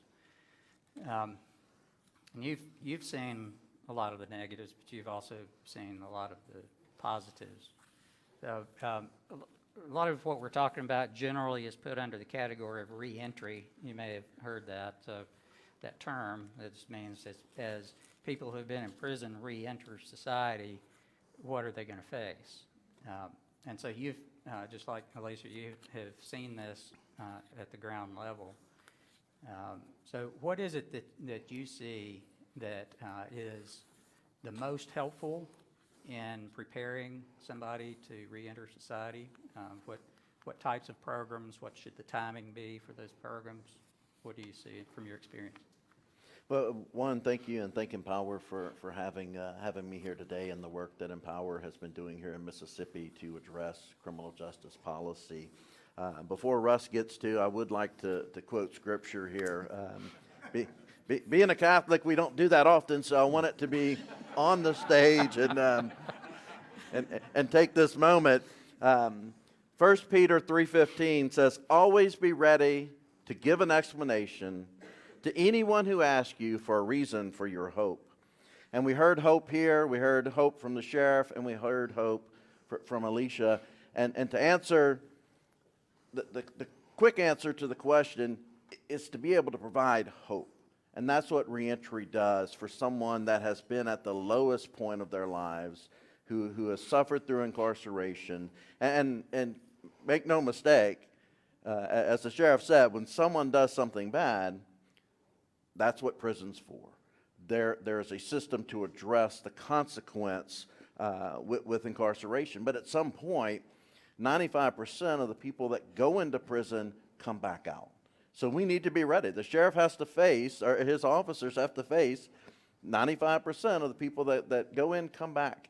So we want them to be better prepared than when they entered. And we even heard in some of the other panels the same issues that are facing the population that are coming out of prison with soft skills, not knowing that you need to show up for work when it's time, or not knowing you need to call the employer and tell them, hey, I'm not coming today, I'm sick. They just miss work. So those kind of things are very important for the general population, but for those that are coming out of prison. I would like to borrow something that the governor said. And he was talking about work, but I'm going to switch it to reentry. He said work is essential for, so I'm going to replace it with the reentry, for quality of life, for building your family, for building the community, and for self-worth. And I believe reentry, and work falls into this reentry space, but reentry is essential and important for building those 4 qualities that we all want. We all seek a quality of life. We all want to build and foster that relationship with our families and our communities and self-worth. When someone goes into prison, they lose those 4, and they lose family. And I've dealt with individuals that have burned every bridge with their family. So when they come out for reentry, you know, and you mentioned 3 months, you have to hit it early. Reentry should start, some will argue that it starts that first contact with law enforcement. There's a lot that law enforcement does for individuals, and they never get into the system. That officer has the discretion, uses his discretion or her discretion, and can direct that person in the right direction. After that, if you're committed to the Department of Corrections, reentry needs to begin the day that you enter in, preparing you for that eventuality when you come out. And we know 5% are going to stay in. We need to have this 95% ready when they come out. We have to get away from warehousing individuals inside of the prison. There was nothing more discouraging than have someone come sit in front of me as a probation officer doing intake, and they're like, I don't have a driver's license, I don't have a social security card, I don't really have a good place to stay, or I have this old warrant and I have to go to court over here, and I'm frustrated, and I know they have to be frustrated because you're already starting below the bar, and you have to do all these things to build up, and they sense that they're frustrated. You spent 3 years in DOC, and these things aren't ready for you when you walk out the door. So we're setting people up for failure, because with probation and parole, who are the front lines for reentry, they will get the parolee within X number of hours after release.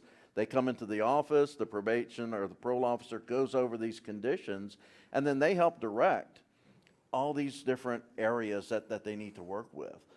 So we have to work on caseloads to get more effective reentry, but reentry needs to work on getting someone ready for the 3 important things: housing, transportation, and employment. And we're expecting individuals who've gone to a police academy, because I was just like the sheriff. When I came out of the academy, the first thing it wasn't the first thing on my mind to say, hey, I'm going to bring you to the rehab center. Let's get in the car. I'm going to help you today. And I spent several months, practicing arresting people. I had 2 sets of cuffs, a gun, a taser, 60 rounds of ammunition, a stick. I had everything. Big pretty boot badge on my chest, and I didn't feel like the purpose of my job was to help. And reentry and some of the negative things is the culture that's inside probation and parole. And it's not because they don't want to do the right thing. It took me 5 years to understand the role of reentry, to understand what the role of community supervision is. And that's bad. If it took me that long, no one ever sat me down and told me, this is what we're trying to focus on. This is what recidivism is. This is your job, is to make sure this individual doesn't go back to prison. And a good reentry program would involve the community, rebuilding these relationships with family, with society. A good reentry program is going to involve engaging the community and employers to remove that stigma that's associated with individuals that have a criminal background. We've heard from employers, employer associations even, that have said that the people who have come out of prison are some of their best workers. And Actually, he said that what they found is that the violent criminals actually are the best employees. They are the ones, obviously they screen them, but they come out and they're wanting to work so hard because they know what happens if they don't.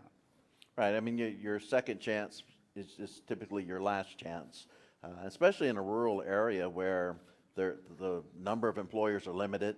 It's mom and pops, and they remember you, and they remember your family for generation after generation. So it becomes more difficult to rebuild in your community. And that's where I think the role of nonprofits, faith-based groups really play in getting that person reintegrated back into their community much better than an officer from probation and parole. There's a role. Probation and parole has to balance public safety and reentry at the same time. So we do need officers that function in that probation and parole to keep our community safe, that public safety part, because the probationers are there in lieu of going to prison. So and before they get even to that point, one thing that is starting to gain ground a little bit more, we still have some obstacles, but I think our current commissioner is wanting to change this, and there were some changes this year in legislation that brought some things under the department.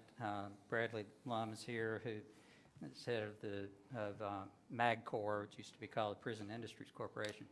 That's now going to be under the Department of Corrections. And so their focus is going to be on training them so that they can get a job. They can be employable as soon as they come out. But then I've also heard, and help me with this, Scott, that addiction programs in prison are kind of worthless because it's actually easier to get drugs in prison than out of prison for some reason. And that actually the timing, just like with the job training, doesn't necessarily need to wait till the end, but it certainly needs to be done near the end, if not before. That drug treatment programs actually are better after they're released. Is that accurate? I don't have the data on, and maybe Alicia does, on whether the drug programs, I think you still need that core base of the fundamentals for substance abuse and what your tendencies are. Because imagine when you get out, you're battling, you need a job, you need a house. If you get a job, then it's hard for you to go to substance abuse appointments back and forth. So there's a blend, and typically you take that last 18 months of incarceration, and sometimes you don't know when those last 18 months are. But if you have that good idea, that's when you really have the amped up programming to help them through, because it starts inside, because the more that's done inside, the more that officer, probation, parole officer can do with the individual on the things that they need the most. Instead of running around collecting documents and getting someone things that should have been done beforehand, that officer can work on those key issues that got the person in trouble in the first place. There are people that belong in prison that need to be there, but the overwhelming majority have a lot of things that we need to address. And we heard in the other panels, they're not much different. It's education, it's soft skills, it's community, it's building back family relationships. There's a lot of work that we entrust to that agency. And I was looking today at the stats. There's like 9,000 people on parole, 25,000 people on probation. Out of the Department of Corrections budget, probation and parole is about 9 or 8% of that budget, which is not really a lot of money being invested in the agency that's going to prevent people from going back in and doing recidivism. Sheriff said, I think it was $60 or $80 a day. Probation and parole is probably dollars a day, $3 or $4, $5 a day to supervise an individual. And this should be our alternative to incarceration. So there's a lot of work, and that's not just here in Mississippi, it's nationwide.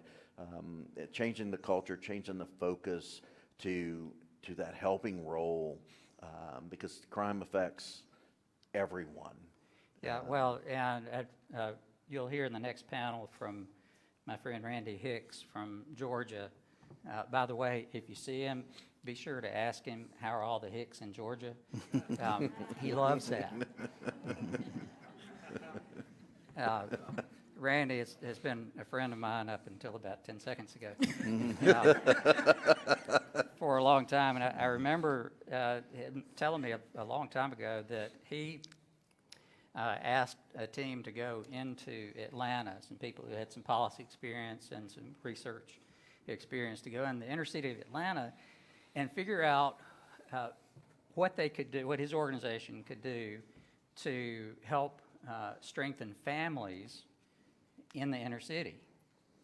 And so after a period of time, they came back to him and they said, criminal justice reform.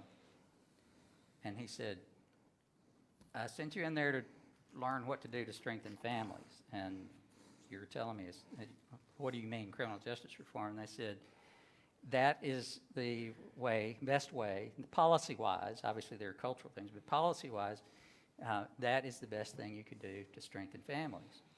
Because the women in the inner city are not going to marry men who can't get a job because they have a record. Or they're not going to marry men that they're afraid, who maybe have been in prison, they're afraid are going to go back because there is no support system. And so this has effects far beyond just what we're talking about, and even far beyond the crime rate itself. Sheriff Bailey, you have a program that you have started that the legislature was impressed enough where they passed a bill last year, not this last session, but last year, to allow you to do an experimental program. And but they only gave you a year just to see how it would go. And this session, not only did they extend your program, but they allowed a couple of other counties to try the same thing. What is it that you're doing? Well, actually, it started when I first got elected. Even before I was elected, we were having an issue with trustees. We have to have trustees to work for the county, to work for the sheriff's office, the county buildings, different things like that. So we decided to start our own program. It's called the Sheriff's Trustee Program. And it's a cooperative between the district attorney, the judge, and the sheriff's office. So nonviolent offenders are sentenced to this program 1 to 5 years, where they stay in the county jail. So they're county inmates up until the end of their sentence, which their attorney agrees on the front end. At the end of their sentence, they agree to time served, and then they go on parole and become a state inmate. So that's how we keep them there, and that's what we started pouring into them. And when you get in the trustee program, you pretty much have to earn points to be able to get to the work program, which we're talking about. So some of the point systems were great. Drew and my chaplains in here, Aubrey Prisden, Celebrate Recovery is what we use in there. So they take they're offered Celebrate Recovery, computer classes, financial management. Hope Financial really helps out on that. Physical training, GED, college courses through Hines, life skills like parenting classes, anger management, relationships. They're offered mentoring and counseling, Bible classes, Narcotics Anonymous, and one big thing I know is a big deal, but our Summit Foods offers ServSafe certification for food service industries. So if you get in this program, you work your way up. The harder you work, the quicker you move up the ladder. So you either make it to a green suit female trustee or a blue suit male trustee. Those on the last year of their sentence, and I saw Representative Newman and Senator Harkins here. I thank y'all. Or if anybody else from Rankin County, I apologize. They introduced this bill because the big need at the end of these sentence, we were letting these people out. Well, they still had no money. We had people donating them cars. I could get them a job, but initially they had no startup money to get started with. So again, they got that passed for us, and a big concern was I was being compared by some as Brubaker. I was going to let them go work for $10 an hour, and I was going to put $5 in my pocket. So I tell you what, I don't want any of their money. They keep all their money. I don't even want them paying rent, at the jail. So the inmates keep 100% of their money. But now I get to tell them what they do with their money. And that's part of, if they want to be in this program, that's what they have to do. And I think it's more than fair. They have to save 50% of everything they make goes into a savings account, which they have to open. 25% goes towards fines and restitution, where we're talking about they step out the door of the jail, they don't have to worry about that fine. It's paid for before they ever got out. And then 25% they can spend however they want to. So that's how the finances work. And again, we don't touch their money, but they have to do an accounting every month to us. So the some of the businesses, and again, it's a burden on the sheriff's office because we have to, I don't let them drive, so we have to get them to and from work.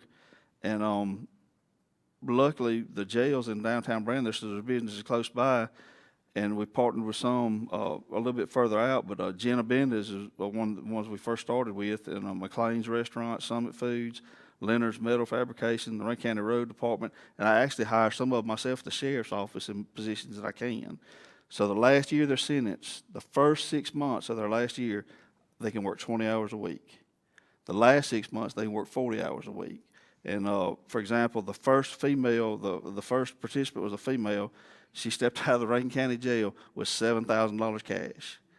She went down the road and bought a $5,000 Honda car. She already had the job because she was already working at Jenna Bendis. So now she had her own car as soon as she stepped out of the jail. So she never skipped a beat. She didn't have to worry about it. She already had her license. And that's some of the big roadblocks is license, Social Security card, birth certificate. But we try to, we get all that done. Like to rent an apartment or something. Right, anything like that at all. Kind of thing. Yeah. And before I came over here today, I had Christy, who's over the females, figure up. She keeps up with the money, the county on the money. So I've only had 15 inmates have actually participated in the work program, and everybody's gonna say, well, why is that so low? Well, COVID, number one, and number two, they have to meet a certain criteria to make it there, but the biggest reason is COVID. But we have 16 that have participated, and 15 that have participated, and of those 15, they've made a total of $144,464, and right now the total has $72,232 in savings accounts. That's spread over 15 people. It's in a lot of money to each one, but it is a huge amount of money to them. And I want to talk about the success of the program. And again, I take it personal when people fail in the program because we put so much into it. And but of the 15, 8 have been released. All right, 1 has been promoted to a manager at Jenna Bendis. 1 continues to work at Jenna Bendis. 1 got a better job at Milwaukee Tools. 1 is with the Rankin County Road Department, and 1 is with our Summit Foods, our food service provider for the jail, which I really got to brag on them. They jumped right on board on this. They're actually hiring the inmates inside the jail to do the job. They're paying them to do the job they were already doing, some of them. I've had 3 that have failed, that have fallen.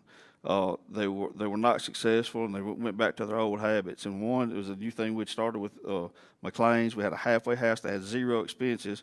1 girl got her mother to bring her drugs to the house, and another one got somebody to bring her alcohol to the house. So we kicked them out of the program, and I had 1 male that got back on crystal meth. So. And what happens to them if they do fail? The pretty stiff consequences, aren't they? Well, yeah.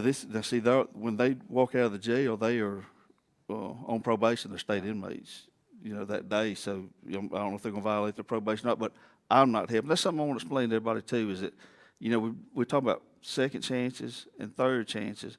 But y'all, the biggest problem with what we're trying to do here is mining for the gold. We have to figure out who is worth saving and who really doesn't care to be saved. So that's, on a large scale, I couldn't imagine doing it with the Department of Corrections, but that's a struggle we have at the jail, is mining for the gold. Who's that person that wants to be lifted up?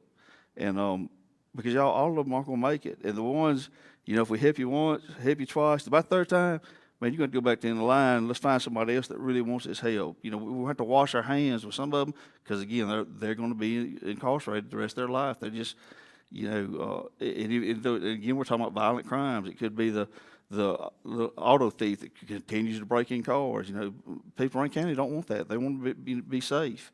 They want to be secure. And again, like I said before, about half of those going to jail are always going to return. So that's my biggest problem, is filtering out through those 500 people in Rankin County Jail who really wants to do this. That's that would be a difficult challenge, I would think. How do you do that?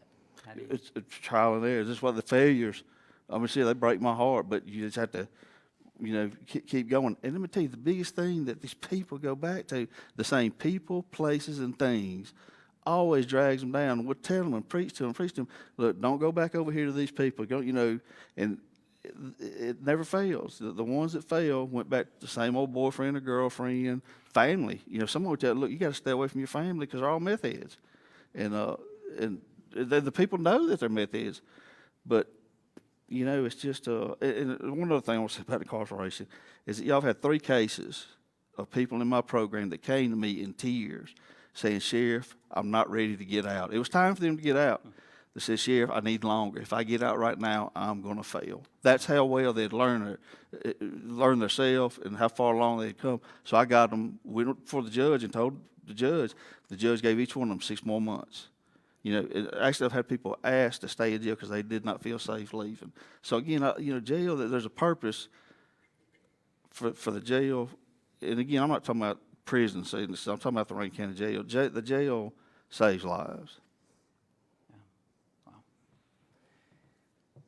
Scott, in my conversations with you, I can tell that you really care about, after starting out with what you just described, with being Rambo, you know, ready to take everybody down to where you are now, really understanding, I can tell you really care about the people we're talking about, right?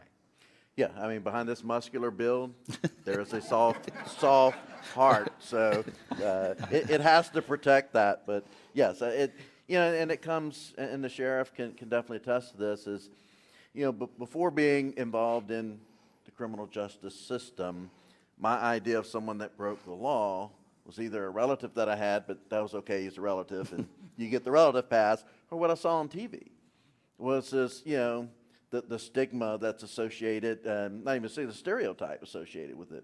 But when I got to meet the individuals, and yes, there are many that just didn't want to didn't try. And I mean, I was tough, but I was also fair. Those that didn't want went back to prison. My biggest regret is those that reached out, as the sheriff was saying, mining for the gold, those that reached out, but I was unable in the capacity that I was serving in to help them. Those that needed the job or cried out for substance abuse, and all I could refer them to was the local government substance abuse agency that was, you know, looking at everyone on food stamps and everybody in child protection, and you know, their caseload's enormous, and they don't have the time to give those individualized services to the people. So, yeah. Having that firsthand, being able to put a name with every stat, having a grandma come cry to me when her grandson goes back to prison, seeing the ripple effects it has on their family, and then having worked in the prison and seeing, and that's about where my transition took place, was going into the prison to work overtime and seeing like, oh, this person that made me mad, or this person that I followed the letter of the policy and the rule, I sent him or her back to prison. Maybe I should have worked harder to get them into substance abuse. Maybe I should have been more of a coach and not a referee, calling out all the bad things you're doing, but not telling you how to fix it. And that sometimes, or that was my mentality in the beginning, was get a job, quit using drugs. And you can't fear or shame someone into stop doing an addiction, or even recognizing mental health. Yeah, and caring about the people doesn't mean you don't care about, if there are victims, right, the victims of crime either. We're not, you've heard it several times today. It's interesting. It really is a both and. It's not an either or. It's, you know, we tend to have this false dichotomy where the stereotypical conservative view is the lock them up and throw away the key, or if they didn't want to do the time, they shouldn't do the crime, or other such rhymes. And the stereotypical liberal response is, well, it's not their fault, so you can't really blame them just because it's not their fault. So let it, you know, don't be too harsh on them. It's not an either or, it's a both and. And actually, the real solutions are somewhere in the middle, again, because the goal is public safety. And so the reality is, if you want the public to be safe, then you don't do what some people want to do and make that, just punish them because they did something that you don't like. That just, for any of you who have more than one child, you know that the punishment that works for one doesn't necessarily work for another. And so we have to be smart as the sheriff said, smart on crime. But Scott, the fact that you care about the people we're talking about might come as a little surprise to some people because you work for a conservative organization that was created or it's really a movement that's part of another organization that's called Right on Crime. And that was started by President Reagan's Attorney General, Ed Meese, and Newt Gingrich, and other conservatives that are definitely not known for being soft on crime, as you mentioned earlier about the state of Texas. So what is it that conservatives may have gotten wrong in the past that Right on Crime is trying to kind of reshape? You know, and the individuals that helped start this movement, if we were carding people to see if they were conservative, we wouldn't have to ask for their card. They could run straight through. In 2005 in Texas, when Texas was thinking of doing the justice reinvestment, Brooke Rollins, who was the executive director for the Texas Public Policy Foundation, she was sitting down with Mark Levin. And by the way, was at the end of his term the domestic policy advisor to President Trump. So Correct. Again, this is not right. liberal. So she was sitting down with Mark Levin, and they were talking about in Texas how conservatives needed to take the lead on criminal justice reform, and how that reform and policy had always been something that conservatives wanted to shy away from. And when you look at corrections as a whole, that it's one of the biggest government entities. The most amount of money is flowing through there, but we don't hold, as conservatives, we don't hold the criminal justice system to that same level of accountability that we do other areas of government. We don't put them through where we want to get the best possible results at the lowest possible cost.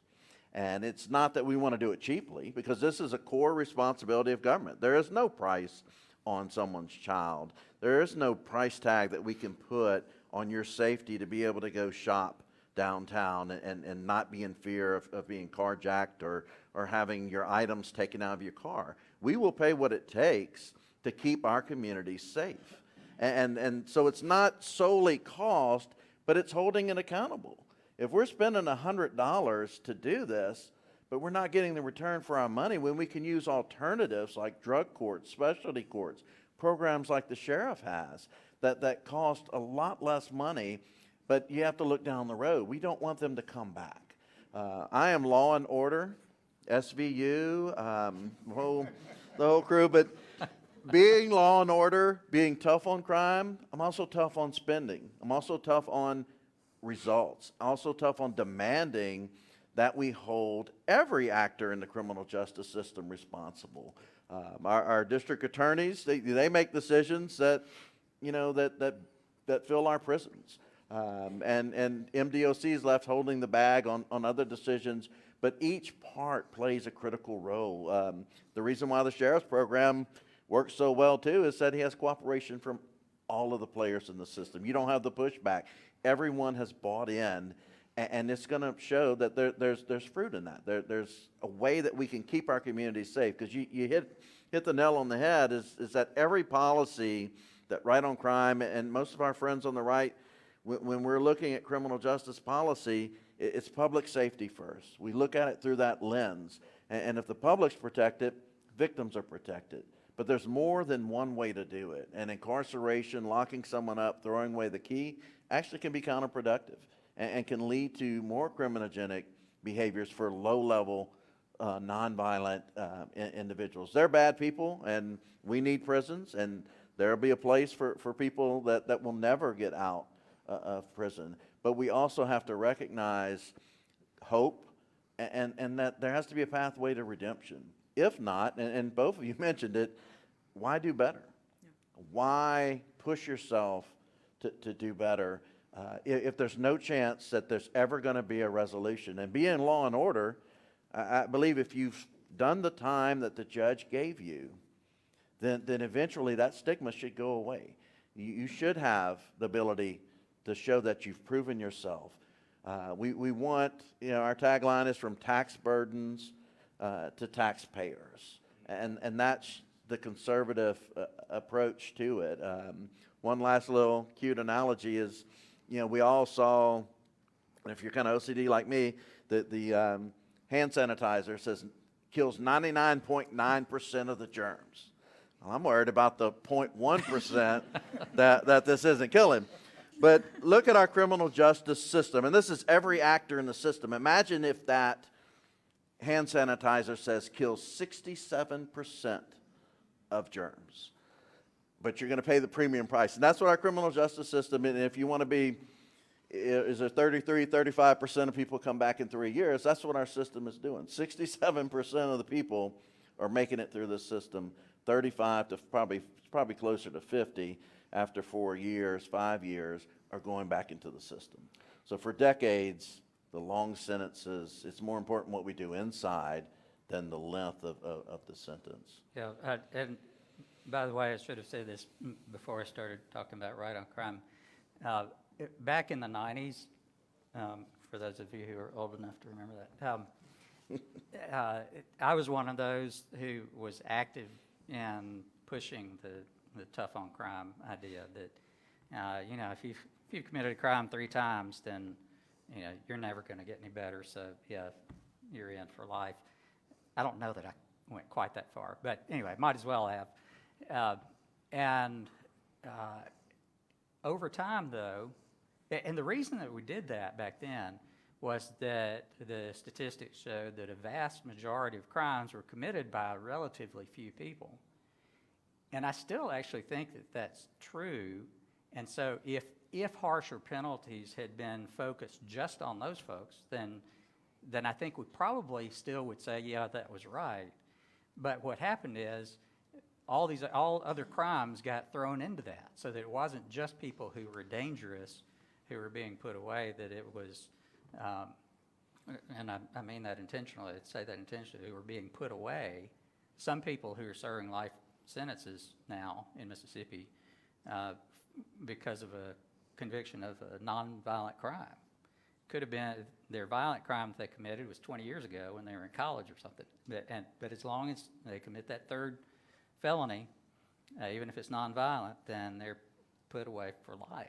So it got carried to an extreme, and so there again, it's not the narrative that you hear from the left or the right. It actually is somewhere in between. And before we go to a last topic, I do want to say this. Scott started with the scripture, and I'll say that for people who still want to look down on criminals and say, well, if they did something wrong, they need to be punished. There are some sins that have a worse effect on people, sins that are not crimes that have a worse effect on people than some sins that are against the law. Mm-hmm. So what if the legislature decided that whatever sin you struggle with ought to be against the law? Would you still think that long-term punishment and going to prison would be the only alternative, or you think maybe you should look at some other options? So that's a lot of what we're talking about, is trying to think of things from different perspectives. That's the reason I started at Empower 6 weeks ago. That's one of the reasons I'm glad I'm here, is because that's now the way that Empower approaches things, is trying to help ourselves first and to make sure we're thinking right, but also to engage other people who might not think the way we do. So if you're interested in keeping up with that, with our pursuits, then, like at least said on your program on page 6, there's a QR code next to the criminal justice section. So even if you signed up on the education, do the criminal justice one, so we'll know you're interested in that topic, and that way we can stay in touch with you on that.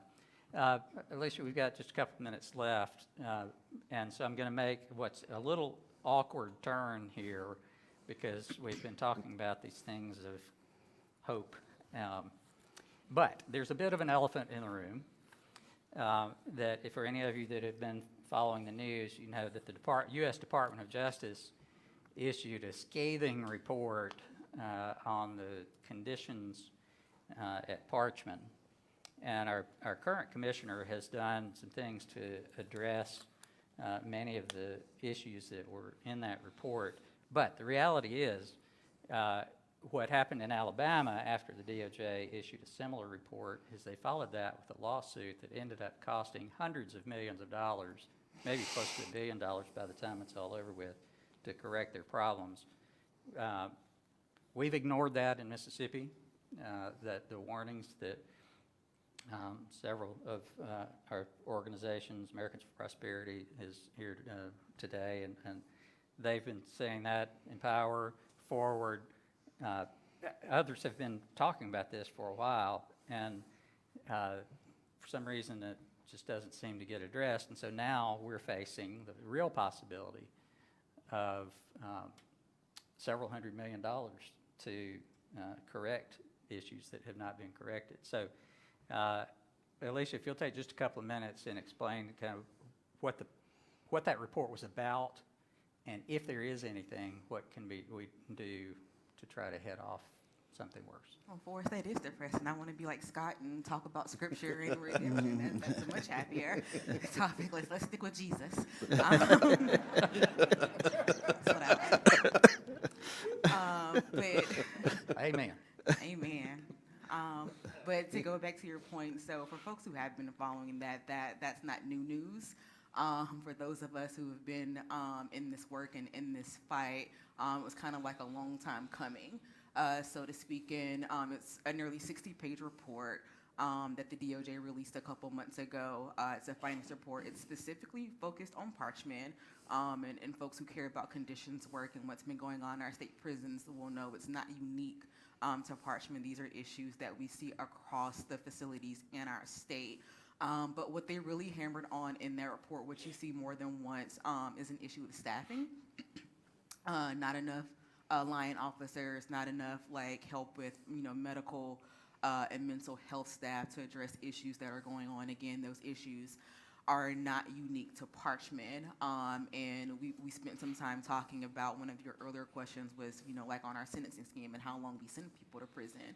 And that's one of those mitigating factors that lead to the situations you see we're in now. You also mentioned earlier that Mississippi has the second highest imprisonment rate in the nation, and what that simply means is, other than Louisiana, who's number one, we send more people per capita to prison than anybody else in the United States, which is mind-blowing considering the size of our state and our population for us to hang on to that spot. So again, issues with staffing, the overall conditions of the prisons, and just to turn the conversation back to more one of hope and a solution center when there are things that can be done. Of course, we need more staff. One of the solutions talked about, is better pay, better benefits, to attract a better quality of person who's going to work in the prison, more medical and mental health services so people can get the help that they need. But we've got to think outside the box, and Scott mentioned some of this, we just can't throw money at the problem that's not going to get a return on our investment. So no, we don't want people, regardless of what they done, and that's the church girl in me, to be exposed to things that they shouldn't be. We're all humans, right? And so we don't want folks exposed to dangers and to conditions, whether it's sanitation-wise, where it's safety-wise, people who are in fear, including the people who work there, in fear for their safety, right? We don't want people not getting the medical attention that they need. I did conditions work in Mississippi for almost a decade. I've been in all of our facilities just about, and I've seen some stuff, and it's really traumatizing just to go and look, let alone live there or let alone work there. And so, to Scott's point, we don't want to keep throwing money at a problem that's not getting return on our investment. So what are some of the things that we can do to address this issue? Well, we can, again, look at the number of people we're incarcerating and why, and what can we do about that. So one thing we can do, and our legislators have been great supporters of this over the last couple of years, particularly in the last decade, and especially last year, with expanding parole eligibility opportunities. So we're talking about hope and letting people know, if you do X, Y, and Z, then you have this opportunity to go before our parole board, and then they can make a determination on your readiness to return back to your family and your community. And so let me just, specify that. parole eligibility doesn't mean you just get to walk out of prison on a specified date. You do have to make your case before the parole board, and then as a board, they decide whether or not you can return home.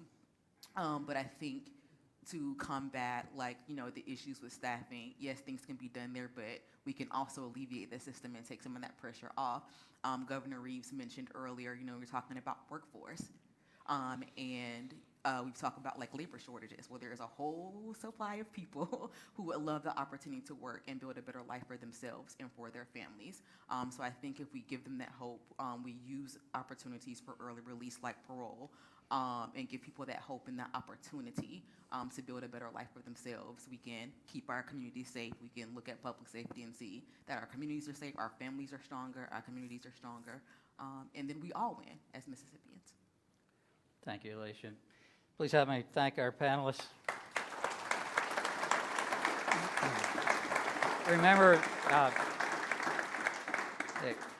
Grant Callan mentioned this earlier, out in the hallway, in the lobby, whatever that thing out there, place out there is called, is an art display from the Central Mississippi Correctional Facility, women who are in an art program. Kind of let you know the talent that's locked up inside people who are locked up in our prisons. Give you a sample of that. You don't want to miss the next panel, I guarantee it. So if you're leaving, come back quickly. Thank you.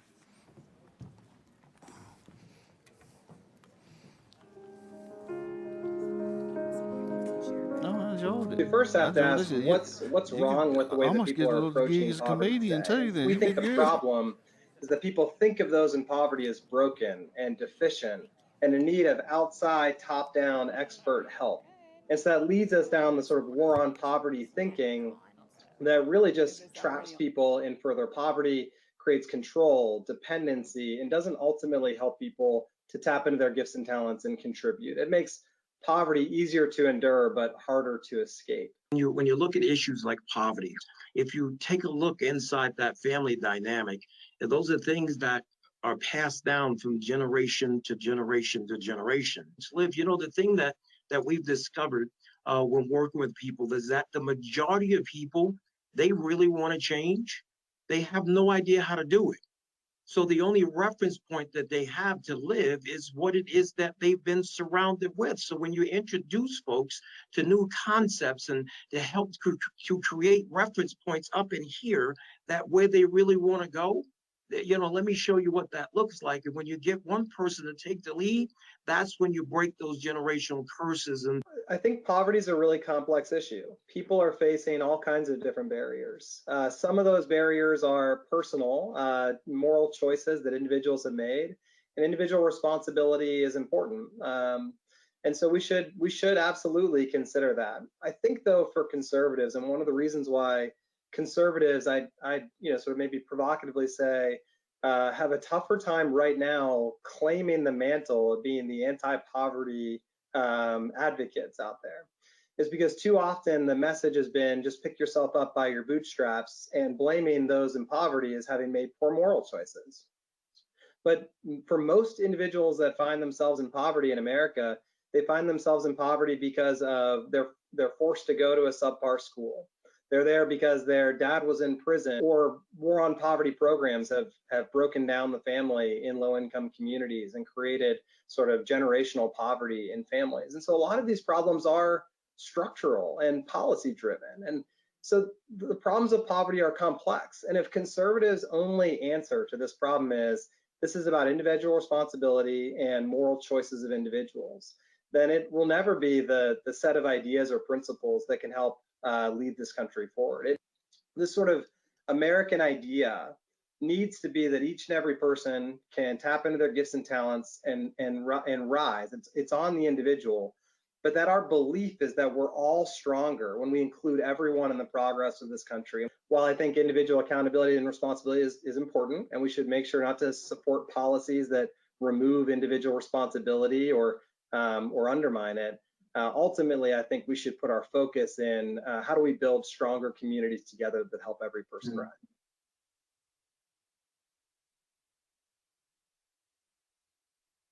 Those are bright.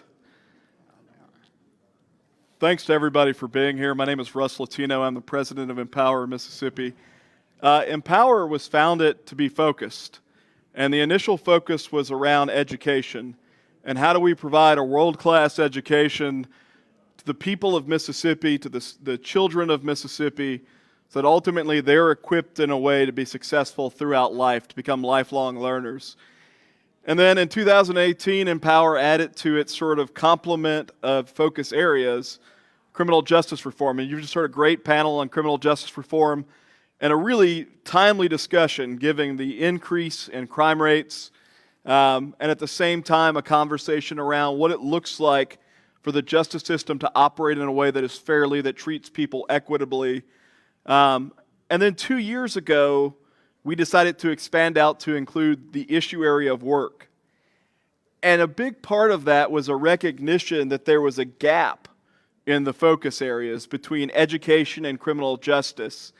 And that we looked at it, the thought process was, well, certainly you need a good education to be equipped for life, but you also need economic opportunities to be able to use that education to provide for yourself, to provide for your family. And then the thought process was, if you can get a good education, you can get a good job. And if you get a good job, you can stay out of trouble. Or if you've fallen into trouble, you've got the opportunity when you get out to climb out of that, right? And so we started work in earnest, and we've worked on a lot of different issues. But in the back of our heads has been this idea that Mississippi obviously historically has struggled with real poverty. It's struggled with low incomes. And it seems that so much of the conversation around poverty centers around a false dichotomy. Forrest mentioned a false dichotomy earlier. Centers around a false dichotomy. And so we wanted to have a conversation today about poverty.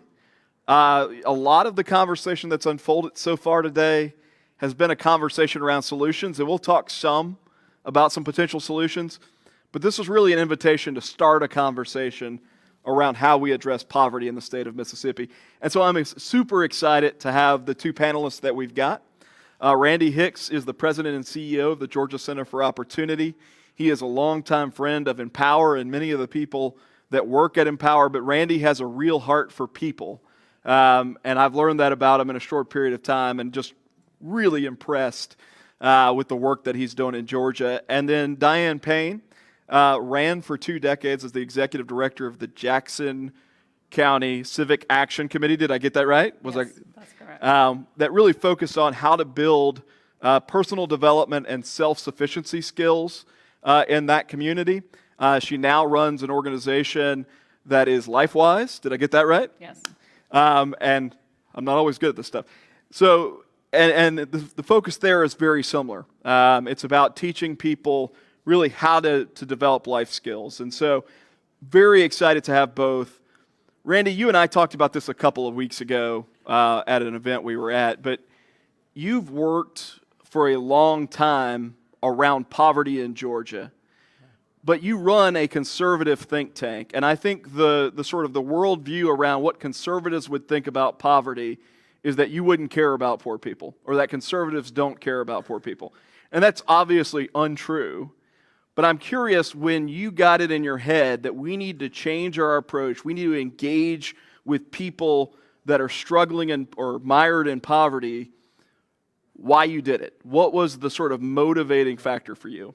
Yeah, well, Forrest talked about it a little bit. And by the way, I was excited about being here. It's an honor to be here. I thought it was going to be an honor, and then Forrest made his Georgia Hicks joke. But I'm still happy to be here. So Forrest described it a little bit. We were asked by the state to go into the inner city and work with leaders, pastors and community leaders on making sure that there were resources available to strengthen family relationships. And after a year, as Forrest said, staff came back, said we need to get involved in prisoner reentry.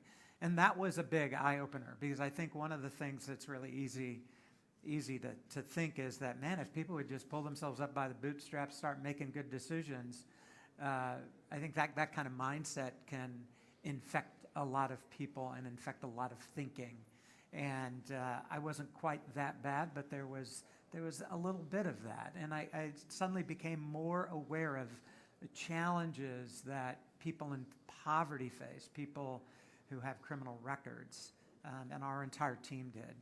But when it comes right down to it, one of the defining American ideas, arguably the defining American idea, is that everyone should have an opportunity to achieve a better life, regardless of race, circumstances of one's birth, regardless of past mistakes. And we talk a lot about opportunity as Americans generally, and I would say people on the center right talk about opportunity a lot. But we didn't necessarily have a really clear picture about all those things that hold people back. And so we really wanted to understand that in a really deep way and become champions for those for whom it was more difficult to achieve that better life. What are the barriers that are getting in the way of people achieving that better life? Now, one of the things, and this may come up again at another point during our conversation, we became familiar with what is now called the success sequence. It was based on research that was produced by the Brookings Institution out of Washington, D.C., and they looked at reams of research, and essentially they came back with this. Of all Americans, of all adult Americans who have at least graduated from high school, found steady employment, waited till they were married to have kids, only 2% are living in poverty at this moment. Of those who've gotten those three things wrong, it's 75%. And so hearing that information was a bit of an eye-opener for us. Here we are asking, why is it that people are stuck in poverty? Because that's often the case. What causes poverty? And then that research comes and really enlightened us. So we organized our whole organization around those three issues. And then the last thing I'll say to kind of kick this off and to answer your question is this. When I talk about the success sequence, when we talk about the success sequence, one thing you should understand is that that is a simple picture of complex realities, right? It's not as simple as standing on street corners and telling people, get a diploma, get a job, and get a spouse before you get a baby, right? I mean, it's just not that simple. It's a simple picture of a complex reality. And the complexity is in what's keeping people from getting the education they need, what's keeping people from getting the job they need, and what's keeping people from forming that stable and healthy family life that virtually everybody wants in one form or another. I think that's powerful. Diane, your experience is on the ground in Mississippi. And I was thinking about the Teddy Roosevelt quote about the arena, right? The credit belongs not to the spectator, but the people who get their hands dirty, who roll up their sleeves and get engaged. And you did that for 2 decades and are still doing that in your community now. Talk to me a little bit about what poverty looks like in Mississippi, in the communities that you've served, and what you've observed about root causes of poverty. Well, primarily, one of I think the problems in Mississippi, we tend to look at the state the same, but it's quite different from the Delta than the coast or from Corinth because of the proximity to Tennessee and job opportunities. And I think that's a problem. So when you look at some of the programs that we ran, and a lot of the problems with those programs, there's no consistency from one administration to the next. And a lot of money is poured into those programs. And even when you come to the state and they are passed through grants through the state of Mississippi, the policies for one program, the same block of money is quite different from another. So that's bureaucracy. And so when you talk about, the federal poverty guidelines in Mississippi, if you're living in Pascagoula, Mississippi, where there's job opportunities and it's the median income is higher, you're going to be faced with the same poverty rate in Jackson County that you would be in Neshoba County or a county in the Delta, LaFleur County. And it's quite different. If you're making $15,000 in Greenville, it's going to be totally different from making $15,000 in Tutwiler. right? Yeah. So it's hard to administer those programs. And I think when the governor talked about today the federal money, and I think the state needs to influence that money because it's impacting the citizens of the state, and it's holding back the community action agencies, particularly, from really doing a better job. And so the other thing that I've learned with poverty, and it's very complex, and it's different from someone in Pascagoula than someone in Byhalia, Mississippi, where I'm from, is when you think about poverty, we tend to think about money, and that's an issue. It can be another resource. You talked about in some of the panels today, if we give them tools, not financial tools, but behavioral tools that they can use. The fatherhood initiative that we've had in the state, it stops and starts. We know that all kids have fathers, right? But we've never been consistent with that program, and it's a great program. So we really need to rethink resources. And I think I'm really a true fiscal conservative. I don't think you should spend more than you make. I just don't.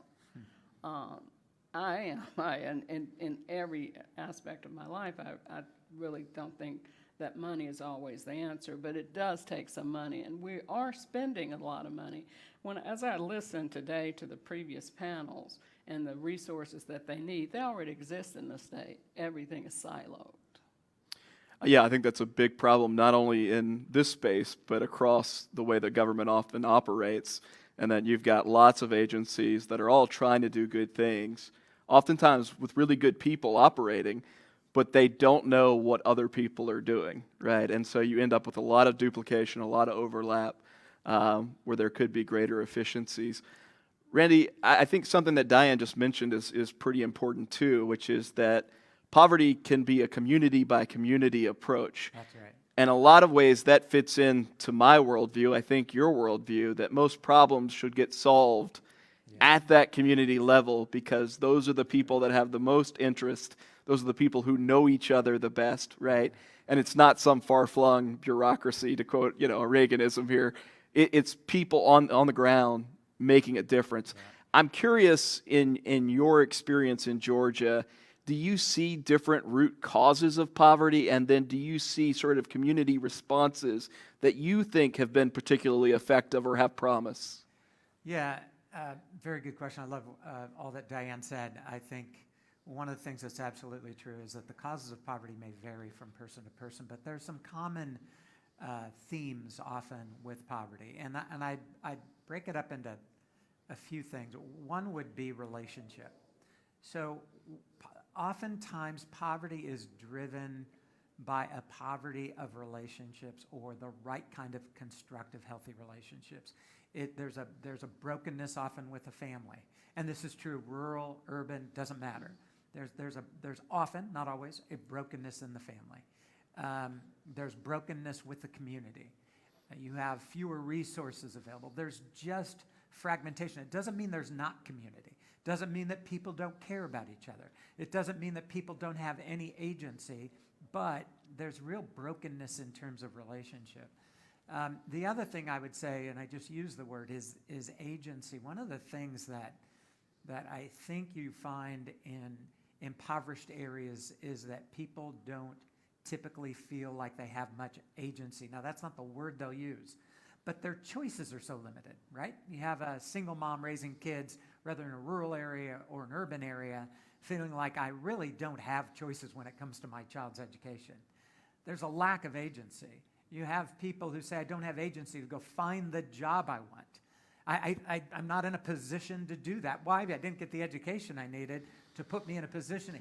It's a sense of lack of agency, this idea that I can take an action that will produce a result. Now, again, they have agency, but oftentimes that starts being expressed in more destructive ways because they're going to act, and actions will produce results. And then the other thing I'd say is, I'd look at that success sequence again. One of the values of the success sequence, simple picture, complex reality, is that it gives an individual a sense of where they are in that sequence and can give them a sense of agency in a particular area. Look, I'm 15 years old, I'm in high school. I don't need to worry about the next 2 steps. This is it. And I actually, if I focus here, if I get the right kind of help, I can succeed. Similarly, someone who may not have graduated from high school, they can get that sense of agency when you start talking about work. And the other good thing I think about the success sequence is it gives community leaders, and I think philanthropists and business leaders, a sense of how to focus their resources. So it may help kids and young adults focus their energies. It can help leaders focus their resources and their efforts as well. That all makes a ton of sense, and you hit on something when you're talking about the success sequence around, taking it one bite at a time, which makes just a ton of sense. Like, let me get through high school, and then I'll worry about getting the job. Let me get the job, and then I'll think about getting married before I have kids. But in Mississippi, that last one is particularly problematic. And so I think it's unfolding across the country, but it's kind of the elephant in the room that nobody wants to talk about because it feels like you're being judgmental when you talk about fatherlessness. And the truth is there are a lot of incredible single parents, both men and women, who are working extremely hard to take care of their kids, and they're doing great jobs.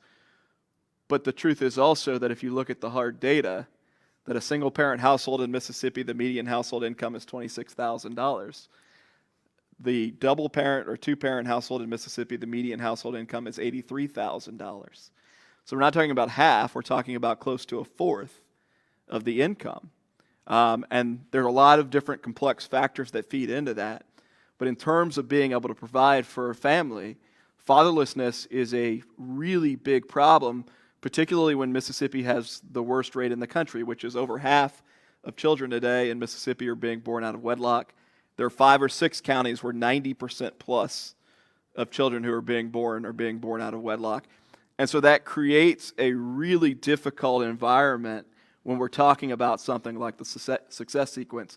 I wonder if you have thoughts on how to address that thorny issue. Yeah, it is a thorny issue. We've always been very keenly aware, and sometimes become aware the hard way, that when you talk about single parenthood and you talk about children being born out of wedlock, you can sound like a moralistic wag, right? I mean, you can really... I get that a lot, by the way. So it's no, I mean, and it's a difficult thing, and I think, we've been talking about redemption much of the day. We've been talking, about maybe not always in these words, but grace and mercy. People make mistakes. I've made mistakes. I just didn't make that one. Mm-hmm. It's a consequential one. But I think another thing we've been talking about is hope, right? So I think whenever we talk about these things, we always need to talk about a hopeful way forward. I think that's absolutely key. For the single mom, right? The single dad, the child of a single parent, where it's not, a disaster. It's something that you just need to be aware of, and we're going to work on it together to make life better. And here's a way to do it. And I'll say one other thing. I think this is really important.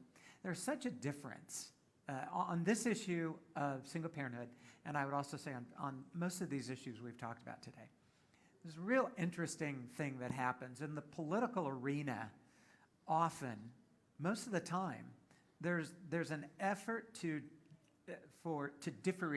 differentiate yourself from the other candidate or the other party, right? Constant effort to differentiate. The interesting thing about the community, and we do a lot of community work, we'll probably end up talking a bit about that. We do a lot of work actually in the community in addition to our policy work. The interesting thing in the community is that it's more about commonalities than differentiation, because you have people who are actually looking for common concerns. They recognize common problems, and they're looking for solutions that they can all embrace. And I think that's one of the reasons, by the way, that among many actually, that work at the community level is easily the most important. Mm-hmm. And that no community should sit around waiting for the government to take action on unwed childbearing, even on education. There are things that can be done now, and we should be taking that kind of action, because when you're when you're in the community, you're finding more common ground because you're a community of common interest. So Lyndon Johnson in the mid-'60s famously declares war on poverty. And at the time, and I'm paraphrasing, he says something along the lines of, for this to be successful, we actually have to eliminate poverty or help eradicate poverty, not just make people more comfortable in the condition of being impoverished.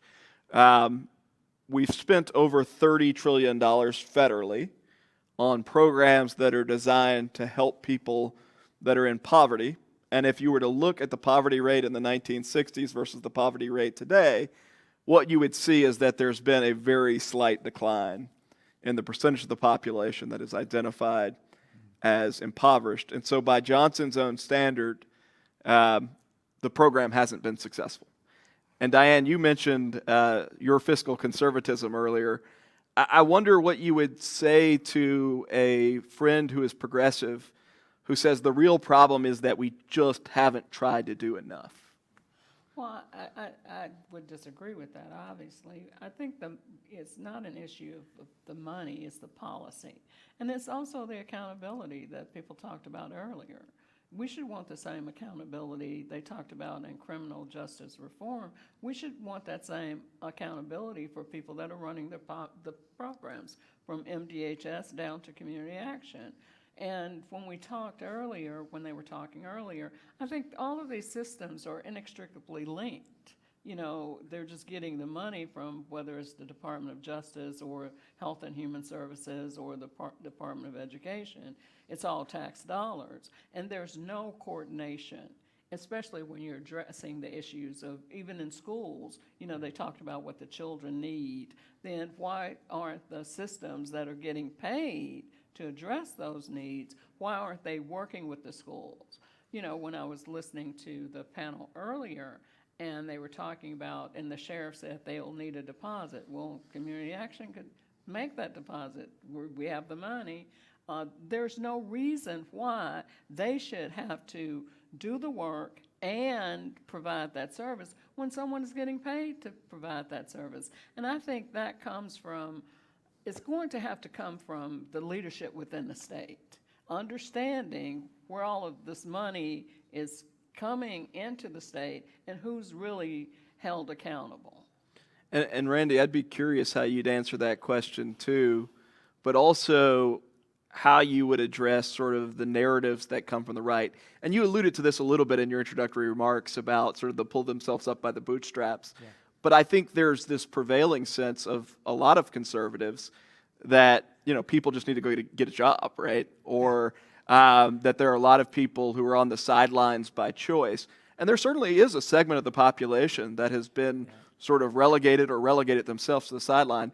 But how do you deal with the narratives that probably are destructive towards finding a solution? Yeah. So first I'd go back. Work is important. In fact, just think about, I'd say this to all of you, I think about what it means to be human. Think about what it means to be you, just what it means to be you. And you'll recognize that a job is more than just a source of income. It's a source of purpose and belonging. It provides one with a sense of well-being that comes with earning success and enjoying the fruits of one's labor, and just being needed by a community. In this case, that can be a workplace, right? But let's go back 30 years, related to this issue, jump back 30 years before the war on poverty was declared. And you've got FDR, Franklin Roosevelt, who really initiated so many of our welfare and relief programs. FDR in 1935 gave a State of the Union address where he was talking about the effectiveness of some of their government relief programs. And one of the things that he said was, we have to stop doling out relief in this way. And here's what he was talking about. We have to stop doling out relief and not expecting work. In fact, he said to dole out relief, these are his exact words, to dole out relief in that way is to administer a narcotic, a subtle destroyer of the human spirit. That is a powerful statement coming from FDR, right? He knew this, and he was talking about evidence if you go look at the speech. It's a powerful statement FDR made. And yet along the way, we've just not figured out how to reinforce that idea. I think one of the mistakes conservatives have made has typically been, we care about the poor, we just think civil society should handle it. And on the left, it's oftentimes, we care about the poor, we think government should handle it. But I think a mistake both sides often make is, it's losing that sense of the dignity of the individual who is poor, right? So I was at a meeting a couple years ago in Atlanta, Metro Atlanta. We have this very well-respected kind of czar of social services in one of our major Metro Atlanta counties. And I was there to facilitate a conversation with business leaders and philanthropists and government leaders, I was asked by a foundation to do it and get them kind of on a journey towards really good outcomes for the county.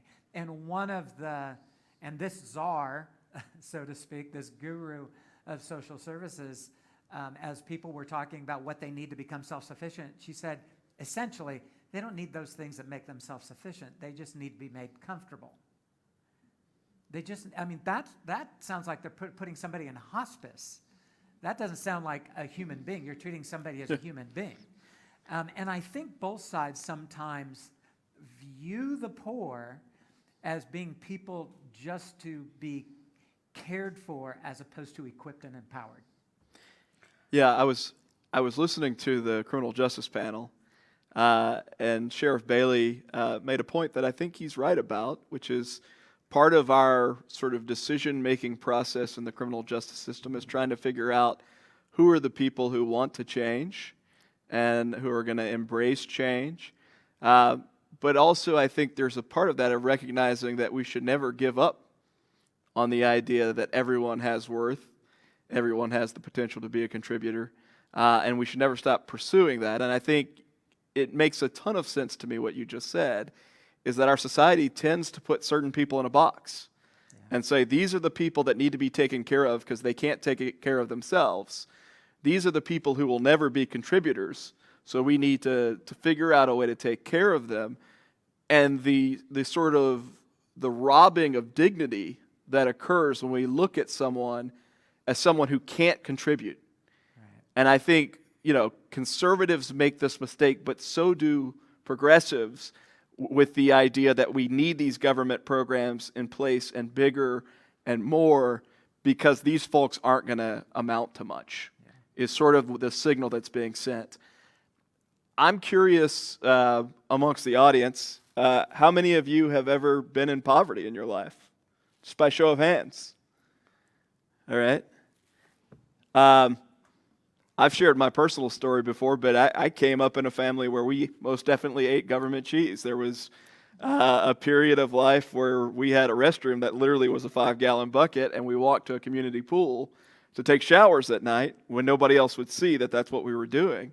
And I look at my life and say, there were people in my life that still believed in the potential that was there, and that because of that, I've been able to accomplish a few things, and hopefully we'll accomplish more. And it's true of everybody in the audience. Like the people who just raised their hands are wearing suits, right? I know many of you. I know what your businesses are like. Someone believed in you along the way or helped you along the way as a community that allows you to be in the position that you're in. And I think oftentimes we forget that there's a transient nature to this. There are people I'm sure that you deal with on the coast that were in poverty that now are shining examples of what you can do when you believe in people. And also I kind of lost my train of thought, but I think when people talk about it's easier to give a person a fish. We've heard the adage, teach a man to fish and he'll eat a lifetime, but if you give him a fish, he'll only eat for a day. I think it's become real easy for us to give him a fish. And that's what it used to be community action. We were going to give you a hand up and not a handout. And it's easy to give a handout. So people are real comfortable giving handouts. And it has a lot to do with some of the leadership, quite frankly, but also the policy. If you're, again, it goes back to accountability. If no one is checking, and at some point you don't put in metrics to hold people accountable, they talked about it in education, and then it's too, again, the communities across the state are so different, but it's so prescriptive from the state. You do this, you do the same thing, and it's just not working. And it goes back to the stat that you quoted. You know, poverty is the same in Mississippi. And you know, one of the things I said to Russ last week, I can't tell you what will work, but I can tell you what won't, because I've tried it. And we've had some successes, but then we'll get a new administration, they'll throw out the baby with the bathwater. They don't look at the data, they don't look at the results, and I think we're too small of a state to be in that predicament, quite frankly. I think we know each other, we should. You know, compared to Georgia, we're really a small state. I don't think I could go to any community in the state that I wouldn't know someone, and I pride myself on that. And I just think we need to, I think we need more collaboration, and I think that's going to come from state leadership, quite frankly. I think if they really understand the money that's being poured into the state and the outcomes, you know, we really all should be just appalled at the outcomes that we're getting. Russ, on the policy side of things, and I know we've talked about this quite a bit, there are some obvious ways in which the safety net has become more of a snare net, where it traps people. And it's going to require leadership from government leaders to change it. So just tell you a quick story. There was an Atlanta businessman who told a story about inviting one of his employees into his office on a Friday afternoon. She's a single mom, gave her promotion and a pay raise. She left his office that afternoon, Friday afternoon, in tears of joy, what she had accomplished personally, what it meant for her family. She came back to the office on Monday in tears and turned it all down. Why did she turn it down? It's because she would have lost thousands more in government assistance than she was going to gain in pay. And it made no economic sense. But I want you to think about her emotional response for a minute, because it gives you a glimpse into somebody getting government assistance. On Friday, she was joyful because of what she had accomplished. Remember, she came back to the office in tears on Monday, even though she was going to have more money than had she taken the promotion and the pay raise. So that person is a hero and is really kind of typical of so many people who receive government assistance. This is a mom wanting to provide for her kids, wants to climb, and the system traps. And here's a problem with people on the right. People on the right typically, when they talk about safety net reforms that will help people, they don't talk about what will help people. They talk about fraud. We talk about fraud. I've been guilty of this. Talk about welfare queens. But that's painting with a broad brush, and it's not accurate. The majority of people are not cheating the system. The majority of people are being cheated by the system. And it's not necessarily intentional. Many of these programs have been set up with good intentions, but the reality is that there are people like Shannon, this woman I just mentioned, who is in this terrible situation of having to turn down a promotion. Almost, it felt like she was walking away from a dream in order to continue to provide for her family. And I would say that that's part of the education that we need to have the discussion. She talked to someone that convinced her that that was the case, but actually it probably was not, because on the work side of things, she could qualify for more tax credits. There are things. Yeah, that they never factor in. They never factor in, so that's part of the problem. When you're in an impoverished community, and I talk about this a lot, you talked about, and it's the same thing, relationships or resources. They don't know. I see it in my family. Where did you hear that? Because it's not true. Because they rely on handed information that's just really not true. If I had sat down with her and did the math with child tax credit, earned income credit on the working side, then she would have come out ahead. And also I would say that one of the big, other than, the food stamps, I'm not real familiar with the requirements there, but I know on the HUD side with Section 8, they can lose a lot there, but they have a self-sufficiency program that really can put her, she could be a homeowner with a steady job. And those are the conversations we're not having. We're trapping people because they're relying on misinformation. Russ talked about, I'm starting LifeWise. I want people to understand the value of a good credit score. Because if you got a good credit score, you can, there are two ways to increase the bottom line. You either increase your revenues or you decrease your expenses. Most people that I deal with, or most people in my family, they can't increase their revenues. Some can, most can't. But they can decrease their expenses because they can increase their credit score and they know the worth of their credit score. So when they go to borrow money, you can dictate pretty much the rate you're going to charge me because you want a good customer and I got a good credit score and that proves that I'm one. So it's a lot of misinformation, and I think that is a big problem in minority, in marginalized, impoverished communities. They're getting bad information. I'll counter that a little bit. So to a large degree, the information isn't clear. And a lot of times what we found is that, while you're clear on opportunities, there are a lot of others who aren't clear on it. So we've got a benefits cliff model that takes into account what they are eligible for beyond that.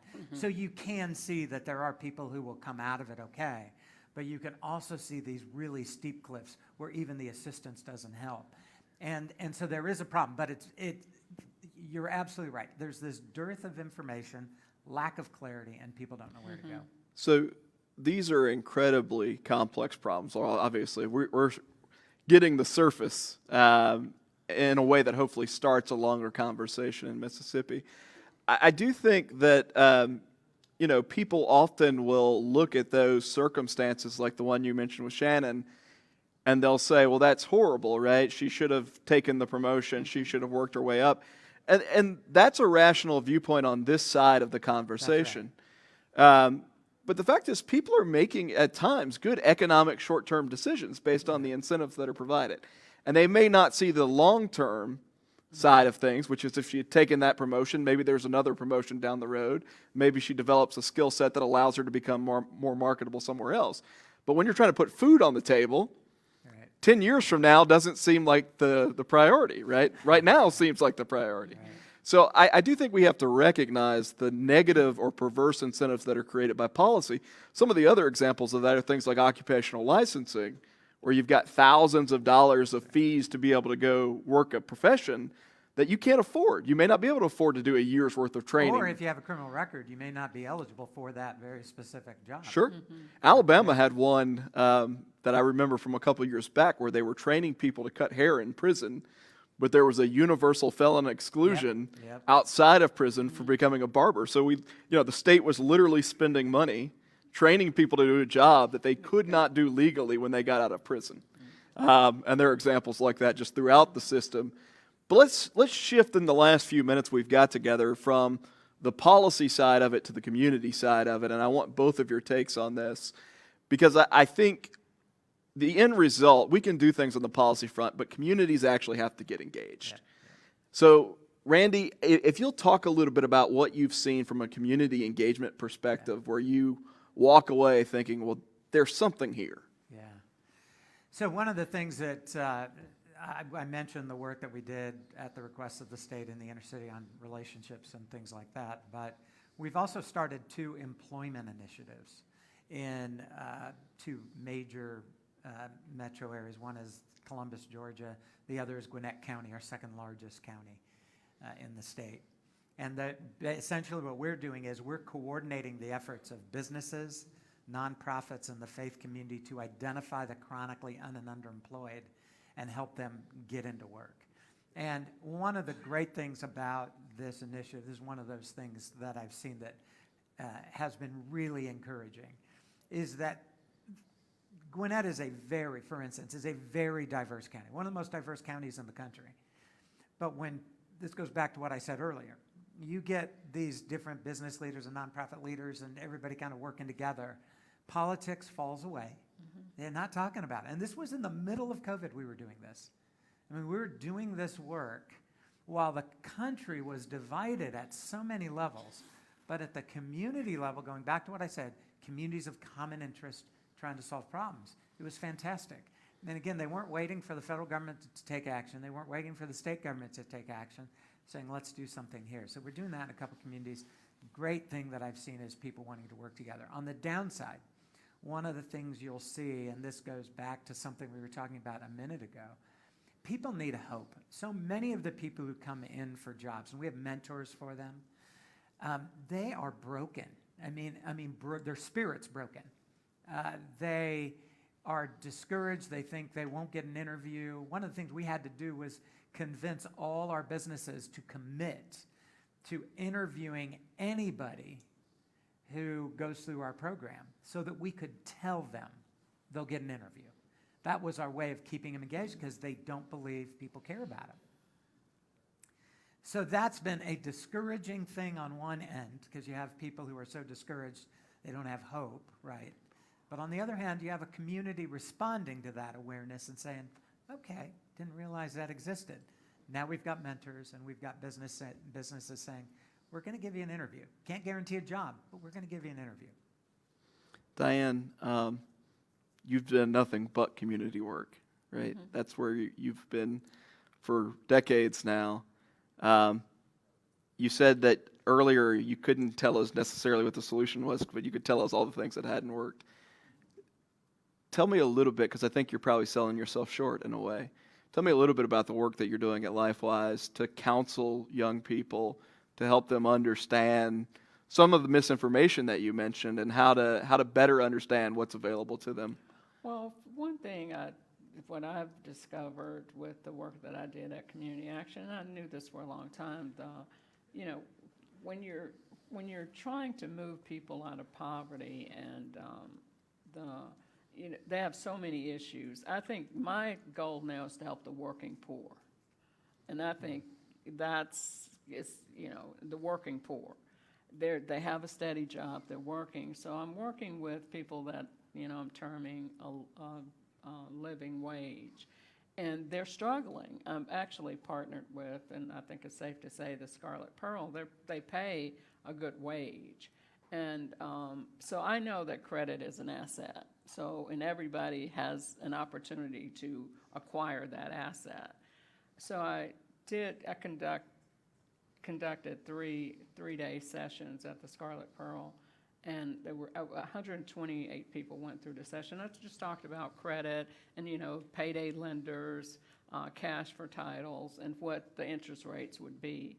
Anyway, I had 128, but 67% they want one-on-one counseling because they know they need to sit down and organize and use the resources that they have better. It's a strong demand out there. And they call me constantly about that, but I'm just one person. So I think that if we work with the working poor, and of course they're closest to the others in poverty. And it's been my experience in life and in community action in my own family.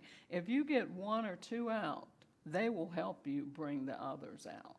Because it's a paradigm shift that needs to happen, and it's not happening. And I can just use examples in my own family. I was talking, there's out-of-wedlock births, but my one nephew that my sister didn't get married, he recognizes that. He said, I look at my cousins, and I can see the difference. Because, and even if it's, going back to the fatherhood initiative, even if the parents aren't married, what I would like to see for them is to co-parent the children, because they have a responsibility there. And that's a paradigm shift. Yeah. And if we give them those tools, you know, the children are here and you're responsible, you can work together. And I've seen some really good results from that. We've had a fatherhood initiative before, and or the 7 habits of highly effective relationships. Yes. Yeah, they're great programs, but they're never sustained, and they're research-based. Yeah. No, it strikes me in all of the panels, there's sort of a recurrent theme, because throughout the state, you've got people doing good things. And they're doing good things in their communities, but maybe they feel isolated, or maybe they feel like they're operating in a vacuum. And one of the things that we want to do at Empower is not to create some central hub, because I think that gets into central planning. But if we can connect all of the people across the state that are working on these issues, if we can allow for genuine knowledge sharing to occur, whether we're talking about reentry reform or things that we're doing in the community to rethink how we address poverty, then I think we could be in a much, much stronger position. Randy, I'm going to close with you. You know, you traveled all the way from Georgia by way of Nashville, by way of Georgia, back to Mississippi because there are no direct flights into Jackson. So you've been working in this space for a number of years in your home state. As we get started thinking about how do we supercharge efforts in Mississippi, what advice would you give us? Wow. First, I would say I'm still learning. Like, truly, I'm amazed at how little I know, or how much I thought I knew. And then the next day, listen to Diane talking about some of her experiences. I go, oh, okay, there's something new. How do you supercharge it? I think it's largely by basically developing a very clear vision that is rooted in the dignity of the individual. As a Christian, I believe everybody is created in the image of God. No one is that different than I am. There are people who long for relationships. That's why the stories that captivate us are usually about relationship. It's why most of us, this weird thing that I'm about to say, but if you think about it, you'd probably agree. Most of us would choose a broken bone over a broken heart. Broken bones heal more easily than broken hearts and broken relationships. So people are, they want to work. They want to have a sense of purpose and belonging. I think the way to do this and to get it supercharged is to organize around that dignity of the individual and say this is all about the individual. And then next step out, it's then about the community.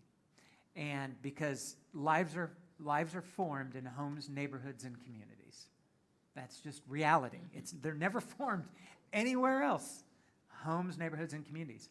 And when things go badly for someone, it's also where lives are transformed. It doesn't happen any other way.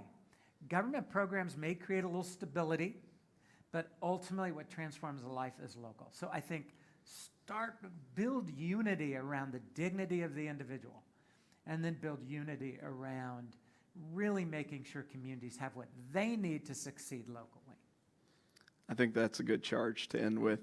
I will tell you that amongst all the panels that we've done today, again, this is the one that we probably don't have hard solutions that we're ready to share and say this is what we should go out and do. But I think we wanted to introduce this as something that's important to Empower and important to our state because we largely have felt like it's been ignored. There's a lot of conversation around the edges, but there are not a lot of solutions. And I think it's because it is complex and hard. We've got a state with the highest poverty rate, the lowest income levels, the highest out-of-wedlock birth. And if we want to be successful as a state, if we want an education system that works, we've got to realize that these things are intertwined. Mm-hmm. If we want an economy that's thriving and vibrant, we've got to realize that these things are intertwined. You can't ignore a whole piece of culture and expect to be successful without addressing some of the problems with that piece of culture. And I think our charge to you guys, one, is to be partners with us on this, to help us think about the good work that's going on across the state and work with us on this. I think there is a tremendous opportunity for conservatives and even people who don't identify as conservatives to come together and say, we care about people. And because we care about people, we're going to work to try and solve problems that are so daunting that oftentimes we just ignore them and don't even talk about them. We've got to be able to talk about them. We've got to be able to talk about things like fatherlessness in an honest way. And then I think we've also got to be willing to recognize that these are things that government may not have the solution for and often doesn't have the solution for. And it requires us not to do the easy thing and say, well, someone else will fix this problem or give a temporary handout. But it requires us actually caring enough about people in our community to work with them directly, which I think is the true biblical model of taking care of widows and orphans. So appreciate Randy and Diane very much for what was a great conversation. Give them a hand.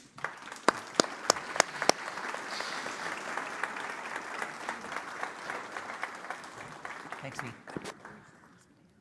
Diane, thank you so much.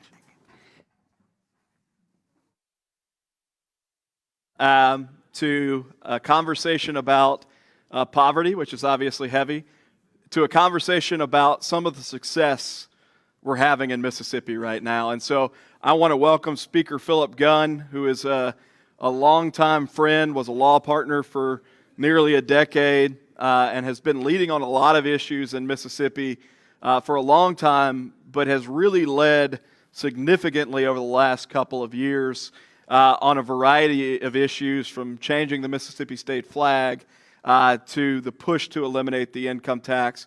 I also want to invite my friend Briggs Hopson, who is in the Senate and is the head of appropriations, chairman of appropriations, onto the stage to talk a little bit. Come on now. I just want to step in front of you. Talk a little bit about this session. Gentlemen. Good to see you, Russ. Good to see you.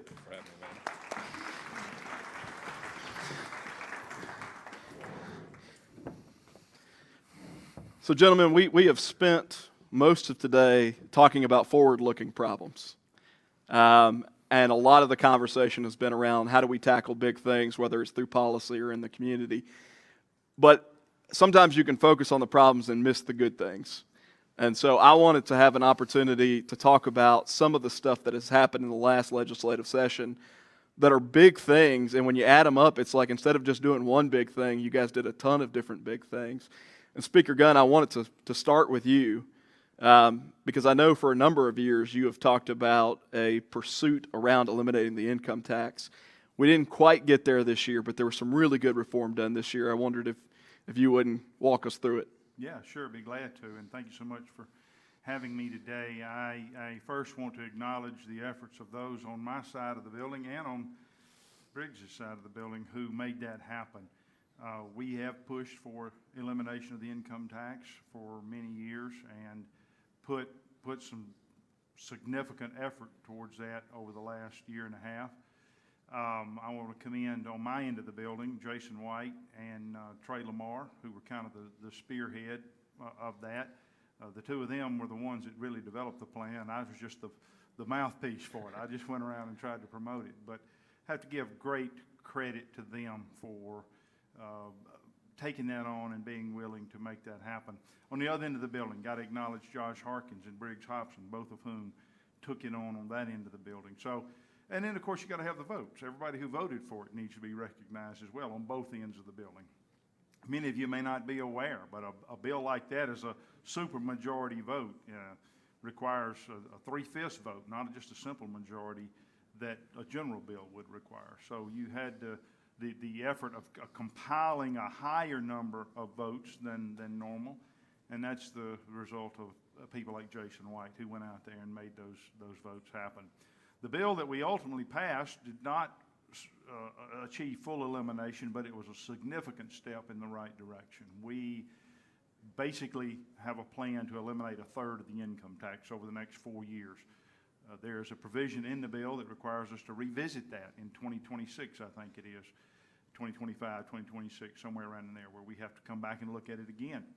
So hopefully we will continue down that path of elimination. The bill eliminates the 4% bracket, and then it drops the 5% bracket from 5% to 4% over 4 years, over the next 4 years. So The effect of that basically is that we have given a 1/3 income tax cut to the citizens of the state.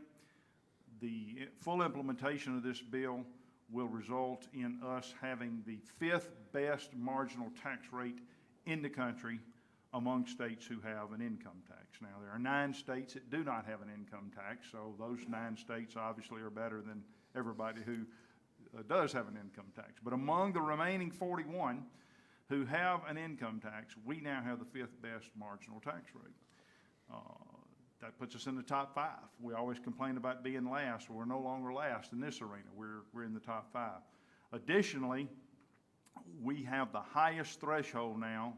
When this thing is fully implemented, we will now have the highest threshold of income before a person starts paying a tax. What does that mean? In Mississippi, among those states that now have an income tax, an individual makes $18,300 before they start paying a tax. That's the highest dollar figure in the country. So these are some significant steps that were made to improve our income tax structure in the state. We believe putting money back in the pockets of citizens is a good thing. The benefits of allowing our citizens to keep more of their hard-earned money results in greater economic prosperity around the state. As our citizens improve, our businesses improve, and we end up with a much better economic picture in our state. So that's just some of the highlights of the bill that we passed. Senator Hopson, on this bill, I got to have a lot of conversation with you and Senator Harkins over the course of session, and I appreciated the thoughtfulness that you put into it as well. Certainly both sides had to work together to yield something that's a really good product. There are 2 sides to a fiscal coin, though. There's the revenue side, which is, if we're taking away more money than it costs to do the core functions of government, we need to return that money to people who know how to spend it better than government does. But there's also the spending side, where you're having to figure out what are the core functions of government, and how do we make sure that those core functions are getting funded in a way that allow them to be effective. Mississippi was in a really unique situation the last couple of years because all the federal money that poured in.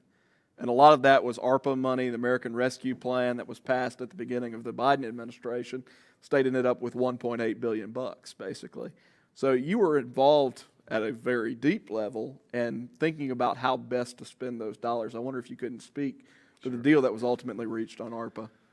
Well, and we did speak some, as you mentioned, Russ. We talked several times, talked to a number of other people that I know have a good understanding of the tax structure in Mississippi and also the spending or the appropriation structure in Mississippi. I do want to add on to what the speaker said. I agree with him that if we can reduce and eventually eliminate taxes, that's a good thing. We have a system in Mississippi that's been developed over decades, centuries even, as to how our tax structure is.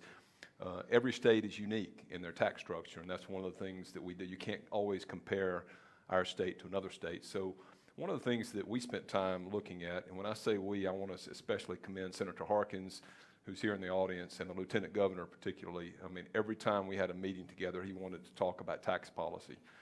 We talked about it a lot. We looked at other states, I'm sure, like the House did, and we looked at historic revenues and spending in the state of Mississippi. And I think that's important because probably my angle as much as anything was looking at our revenue, sources of revenue, but also what we had done traditionally when you look at years when we had recessions, when you look at what we had done in years where we had plenty, so to speak.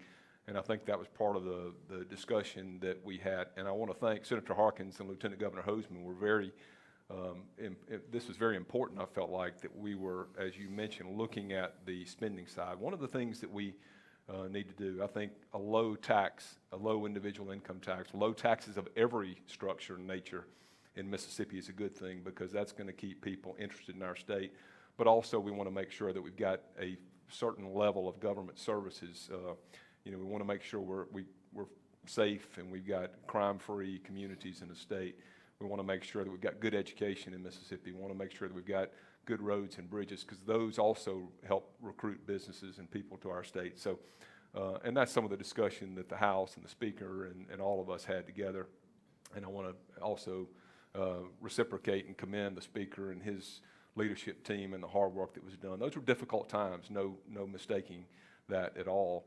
But I think sometimes when you have the most difficult discussions and the difficult negotiations, you end up with the best product. And I think we've got an outstanding product. We have been commended by a number of groups around the country for a very good, simple, easy to understand tax structure. And as the speaker said, for a state that has an income tax, we've got probably, I would say, may not be quite the lowest, but it's right at it, and it's certainly one of the easiest to understand. There are no tricks or gimmicks. It's very straightforward. First 10,000 is exempt, and over the next few years, we're going to have everybody at a 4% structure, 4% tax, anything over $10,000. So that may not be, you may have wanted to get into ARPA some too, but that's kind of an overview on what you're looking at when you set the budget. Yeah, no, that's and helpful. this tax policy too. And really, on it's the first 10,000 of taxable income by eliminating the 3% bracket back in 2016 and the 4% bracket this year. But the actual exemption is over $18,000 when you add up what was already available, right, in terms of deductions. So the speaker mentioned you end up with the highest tax exemption in the entire country amongst states that are taxing income, which is good if you're a low-income worker. A lot of times when you have these conversations, people assume, well, tax policy is about making sure that wealthy people keep more of their money, or it's viewed as some sort of class warfare. And there actually was a good balance in creating a fair structure with a flat tax and then creating this exemption on the front end that probably helps lower income people in a way that a lot of other state tax structures don't. I am curious what it looked like when we're talking about the ARPA resolution, if you will, the big pot of money, where you guys ultimately got, because there are probably some folks that don't know exactly the design of what you came to. So if you can speak to that, and maybe Speaker Gunn. I'll quickly hit it. We got $1.8 billion over a 2-year period. Actually, we've got $900 million in. The other $900 probably has just come in the last week or two. I haven't checked, but we've appropriated roughly $1.5 billion of that. And I want to commend, in this case, again, the Lieutenant Governor and I had a discussion about the magnitude of this on our side. And after we talked about it, we agreed that John Polk, the Vice Chair of Appropriations, would be the perfect person to be a subcommittee chair. He worked closely with Jason White, Speaker Pro Tem on the House, to help craft that. But when we looked at the things that we needed as part of this ARPA plan, the thing that kind of rose to the top, I feel like, was the water and sewer, the kind of infrastructure for our communities and state buildings around the state of Mississippi. We spent about $750 million for water and sewer projects, both cities, counties, rurals, and then we had another roughly $250 million or so that went to some state buildings, IHL, community colleges, state parks, et cetera. So about $1 billion roughly was spent on infrastructure, water and sewer type infrastructure, and then the rest, $500 million, was a number of things, some healthcare related things that we did, helping to speed along some of the nursing training and auxiliary health professions. Did some for nurse loan forgiveness programs. We've got money in for tourism. Tourism took a big hit during the COVID period, so we wanted to get some money back into that. Even put money into the state health insurance plan, $60 million, because of the potential for significant increases there that we've been able to stymie or stem somewhat. And I could just rattle off a list of a lot of, a couple of big ones real quick. Mental health, a lot of money going to mental health for some things that were needed. Some of that's pursuant to the Olmstead case that's pending, and Olivia Y for CPS, some things we needed to get done in a quick fashion to help in those matters where we've got court monitoring. So a lot of good things. I'm sure the speaker could add a few more that were important to him and to all of us in that ARPA discussion. I think he did a great job of covering what we're spending on. I will have to acknowledge on my end of the building the efforts of Jason White and Carl Oliver, who were kind of designated to be the point persons on my end for the ARPA funds, and the two of them, and John Reed too. I don't want to forget John Reed. He's a chairman of appropriations. But Carl Oliver and Jason were the two that kind of ran with that on my end of the building, did a great job. And I think we were pretty much in agreement on how those funds were spent. I don't know that we spent a whole lot of time in negotiations over that. I think both ends of the building were pretty much close in agreement really from the get-go that all of these things that Briggs mentioned were needs. Yeah, it's a unique opportunity where you don't want to spend that money on things that are going to be recurring expenses. You want to make CapEx type investments, water, sewer, roads, bridges. So and we did. I don't think we spent any of that on recurring revenue. We were This is one of the things we've been very diligent about ever since Republicans have taken over in 2012, is to make sure that you spend one-time money on one-time projects and recurring money on recurring projects. If you don't do that, you get into financial bind. And Briggs, as chairman of appropriation on his end of the building, and John Reed on my end of the building, have been very diligent to make sure that we live within our means, we don't spend more money than we have, and we spend recurring dollars on recurring expenses and one-time money on one-time expenses. That way I will say this, and this is not your question, but the reason we were able to weather the pandemic so well is that we were in the best financial shape in the history of our state before that pandemic hit. And we were able to financially weather that because of good conservative policies on budgeting and spending. And a lot of that's the rainy day fund that you guys have been able to build up over the last several years. You know, sometimes during the course of a conversation about do we do a tax cut or not, you get people who would look at it and say, instead of doing the tax cut, why don't we invest in education, or why don't we invest in roads and bridges? And it sort of presents a false dichotomy, because the truth is that you guys did make substantial investments this year in some of those core functions. One of those things was around education, and particularly giving teacher pay raises. I wonder if you could both speak to sort of the process that led to the teacher pay raise, the magnitude of the teacher pay raise, and kind of what was driving the need to do it now. Well, we had tremendous revenues that have come in, and we apparently this year have continued to have tremendous revenues that come in. We have long desired to make a big investment in education with the ultimate goal of creating an educated workforce. Jobs, economy, workforce creation, workforce development, those are all things that are going to result in economic prosperity in Mississippi. And so we've got to be able to educate our children, give them the skills that they need. We've had a problem with teachers leaving. We have a problem with young people choosing not to go into education.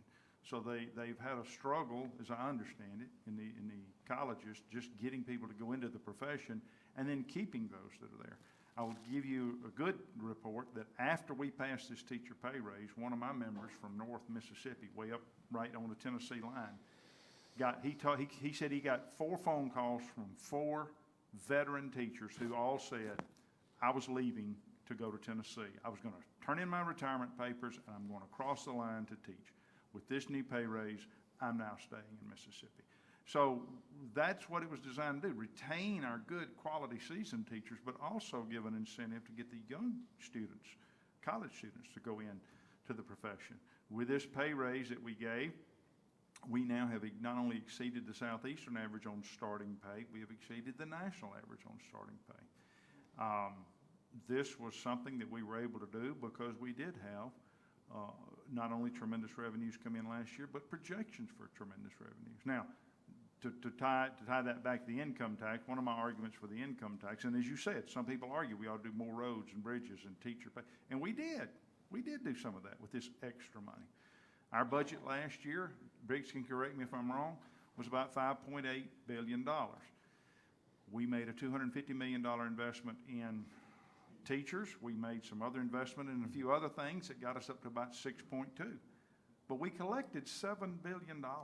So you mentioned the rainy day fund. You mentioned the retirement system. You mentioned education.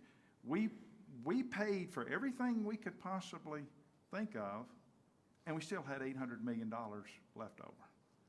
My argument was, let's give some of that back to the people. We've collected $800 million more dollars from our citizens than we're spending. So yeah, we can spend some of that $800 million, but let's also give some of it back. And that is what resulted in the income tax eliminations, that we are paying for a lot, but we can afford to give some of this back to the taxpayers. And so that put us in a great position to do both the teacher pay and income tax elimination, both of which were the largest in the history of the state of Mississippi. So I want to commend him because he's the chairman of appropriations on the other end of the building, and it took both ends of the building to get it done. I also want to commend my chairman of education, Richard Bennett, and Kevin Felsher, and Kent McCarty, and Jansen Owen on my end of the building. Those are the 4 individuals who created came up with this teacher pay plan. And they're the architects behind it, and so we have to acknowledge their role in making that happen. So, Senator Hopson, I know you were down on your end of the building with an abacus, figuring out what can we spend and where. You guys clearly worked hard on this too, right? I mean, you know, for the amount of things that got done this year, it required give and take. It required good leadership on both ends of the building. It required a governor that wanted to be engaged. And that's the only way that you get transformative things done. You've got to have the vision. You've got to have the leadership. You also have to have that give and take. And so I appreciate both of your leadership in all three of these things that we're talking about, because I think the end result is really good for the people of Mississippi. But you might have some additional comments on teacher pay. I feel like I need to make a few comments, and I agree with the speaker that this is amazing when you think about that we've given the largest tax cut in the history of our state and the largest teacher pay rate, and both by a long shot, not close, and that's phenomenal when you think about it. And some people could say, well, you had this federal largesse, you had this extra money from the federal government. No, that's not the way that was handled. This was, I mean, certainly some money got pumped into the economy through some of the CARES Act type programs and some of the money that's going to be spent in some different things. But I think, as the speaker said, it's because we've had responsible budgeting, responsible spending in our state for a lot of years, and over time it's built up. I do want to add on the education piece. First of all, Senator DeBar on our end did an amazing job. He mentioned Senator Bennett and Felsher and Owen and McCarty. But look, Dennis DeBar is a champion for education, like those guys too. And Dennis did a phenomenal job. Went around the state, had hearings all over.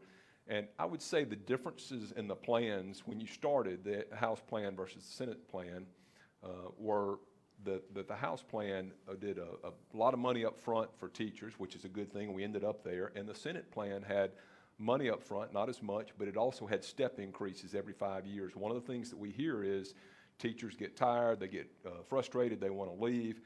And we did this so we could help attack that problem. And so, you know you've got a carrot out there after so many years. If you hang in there, you're going to get a pretty good bump at every 5-year increment.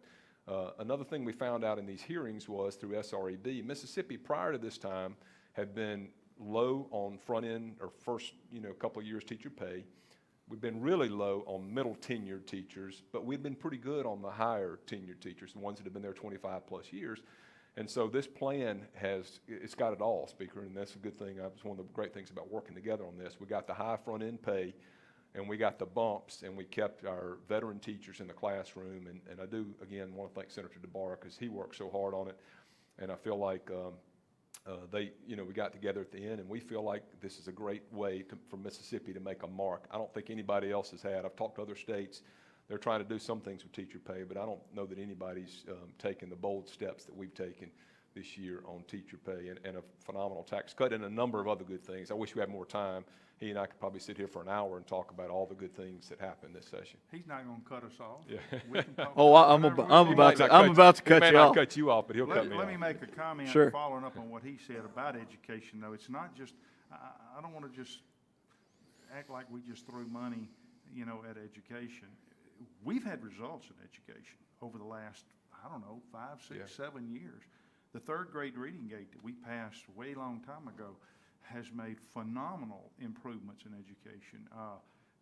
Before we passed that bill, and don't hold me to these numbers, but I think what the third grade reading gate says is that you've got to be able to read on the third grade level before you can go to the fourth grade. What a novel idea, right?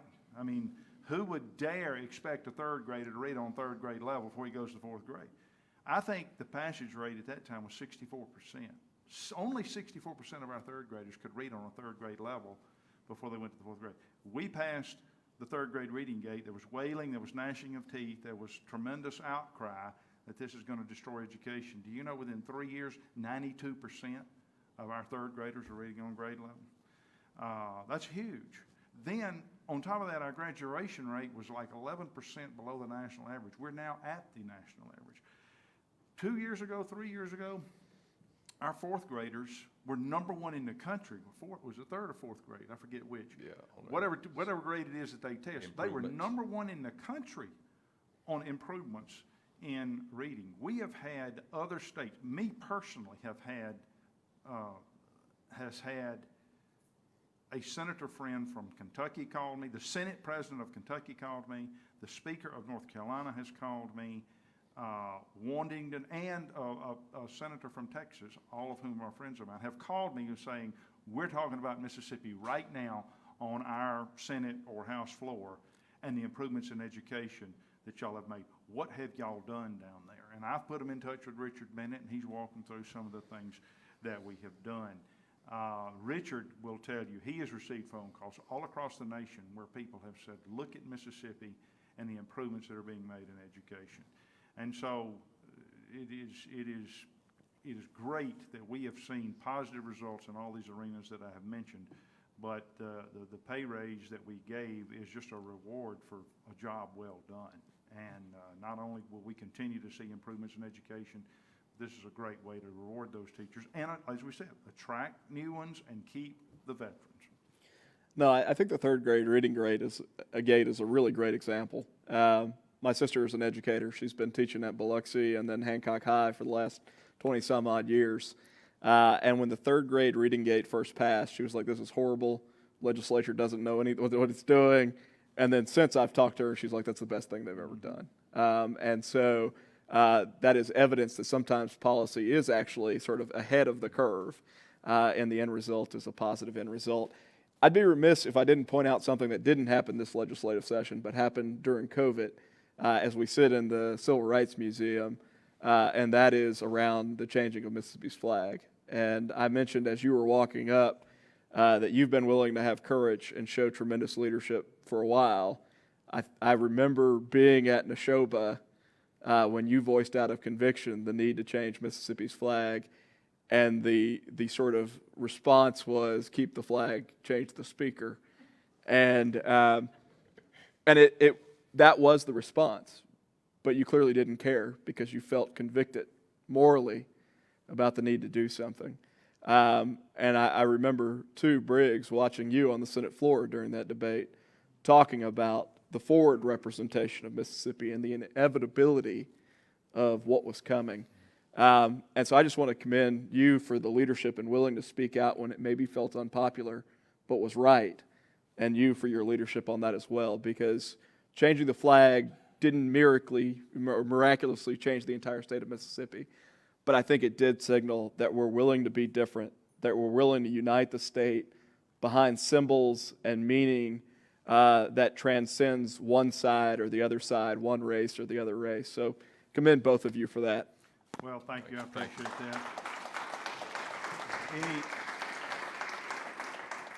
Anybody who follows politics knows that nothing happens in a vacuum, nothing happens by themselves. No one individual can make anything happen. And so that was a result of a lot of people coming together to make that happen. Again, on my end of the building, I got to point to Jason White and Trey Lamar, who I'm beginning to think you like these guys. I can't do anything without my leadership team. But if you listen to Jason White's speech on the floor,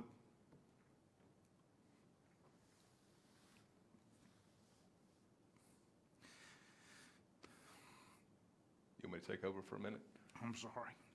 Yeah, I don't know what it is. Look, Every time we talk about this. He and I have talked about it. We were on this very stage about, 2 months ago, and we spoke to a group of people, part of the Archives and History, or the State History Program, and it was emotional for all of us up there, but he knows the stories, and I know stories too that were behind the scenes that not many people know, and he's told some, and you may read the Journal of History where they tell some of these stories, but it was really one of the most moving things, maybe the most moving thing that I've been a part of in my entire life, and I bet you feel the same way. I don't know that we ever because will some of again. the people that the people kind of laid their hearts bare in that whole process, and I know I've got at least one colleague in the room, if not others, who had those moments. And Senator Harkins, I'm talking about you if you're still around, but we had some heart-to-heart talks, and they were really. It's one of those things when we do a lot of stuff in politics and we talk about all this stuff with budgeting stuff that's extremely important for our state, but every now and then you have this thing that kind of gets you right here, and that's one of those issues. however you felt about it, I can tell you there was some moving testament given by folks, testimony rather, on some really important things. Well, I wanna commend, if you have an opportunity to go back and listen to Jason White's speech on the floor that day, it's maybe one of the greatest speeches ever given on the House floor. Trey Lamar was integral in working behind the scenes to get votes. This man and Josh Harkins both, we didn't have any idea that there was a possibility till he and I were meeting one day. And as an afterthought, we were getting up to leave his office, and he said, "Hey, what do y'all think about changing the flag?" And I thought, my gosh, I now have an advocate on that end of the building. Y'all don't know this, but his daddy died the day before. And he was burying his father on Friday. Saturday, he shows up, having come back in the midst of trying to do the budget, in the midst of trying to wind up the session, all the other balls we had in the air. We just, right out of the chute, passed the bill or the resolution to suspend the rules to bring it up. And he's got 30 minutes to gather his thought after having just buried his father, to go to the Senate floor and make one of the most historic speeches that he will probably ever make in his career. So those are the kind of things that, working behind the scenes, that I feel very privileged to have had a front row to watch. 3 weeks out, I had 12 Republican votes to change the flag. It was not even on the radar screen. The day of the vote, I had 48. That means 36 Republicans saw the need for this, changed their hearts, and moved from the no column to the yes column.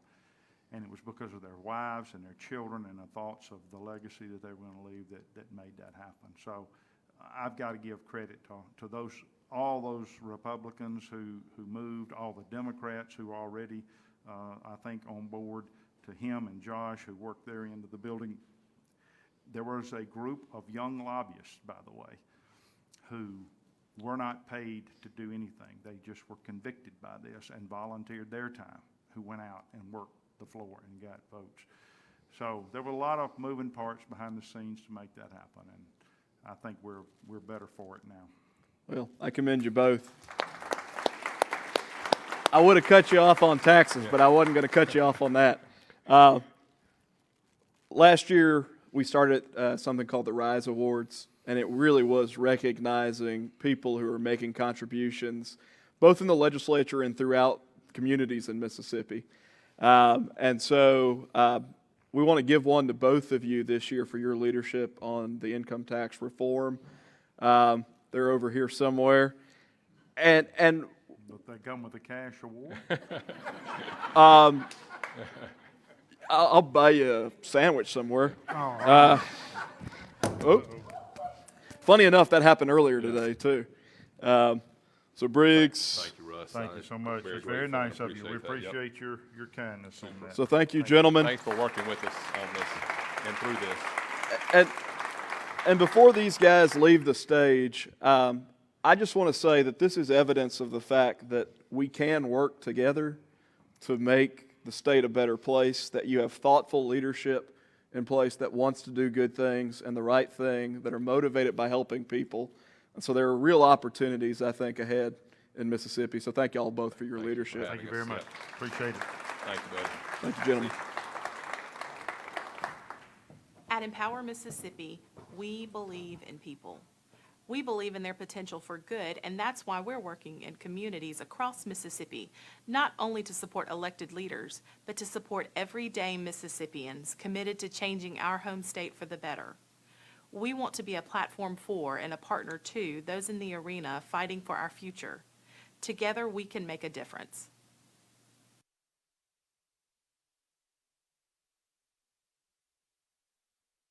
Short video.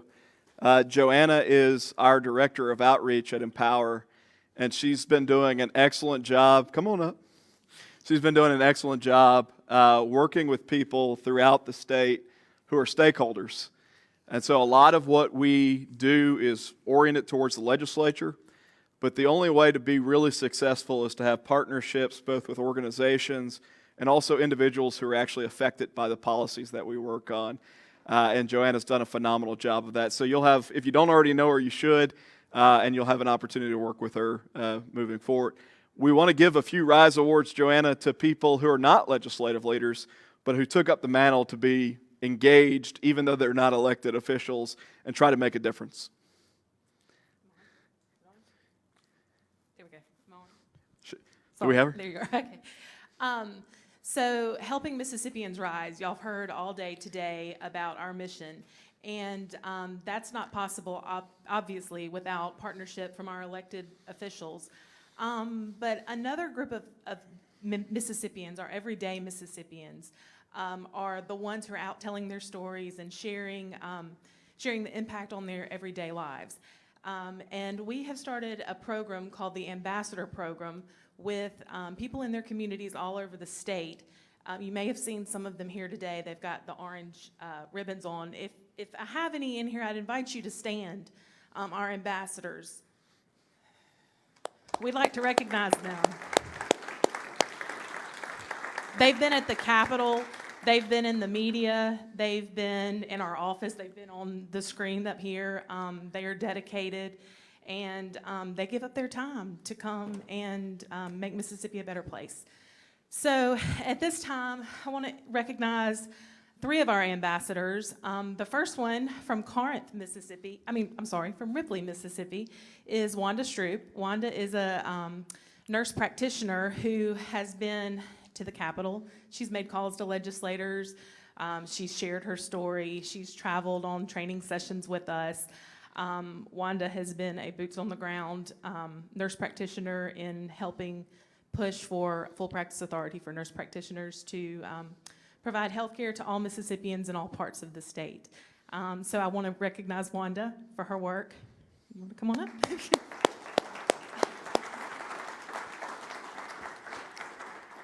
Thank you, Wanda. Thank you. Thank you for your dedication. In our space of education, I want to talk a little bit about Kiba Smith. She's not able to be here. Kiba comes from Laurel, and she is a public educator who saw a need for her daughter who has dyslexia. And she travels 40 miles south to Petal to the 3D school for the best education for Kiba, for her daughter. And she does that because she knew that that was the right fit for her daughter. And in the meantime, Kiba has also shared the impacts and struggles she has as a public educator in the classroom and how her hands have been tied through testing and all of that. So she's really done a lot with us. She's traveled on our school choice bus tour around the state and has had a great impact in sharing her story. She's not here today, but we want to recognize her.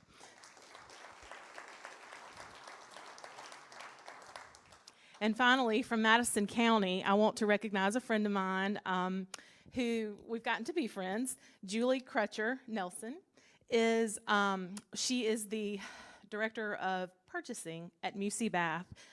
You ladies in the room probably know what Musi Bath is. But anyway, Julie has shared her story, her story of redemption and hope. She struggled with addiction and has turned her life around and has an incredible story. She's been to meet with some of you legislators. She's shared her story on our website. Just has a phenomenal story and is devoted to helping make Mississippi a better place. So we want to recognize Julie.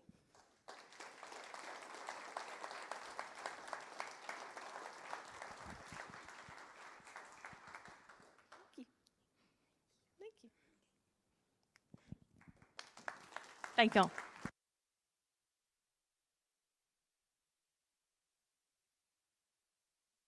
That came to the Capitol with us at various times.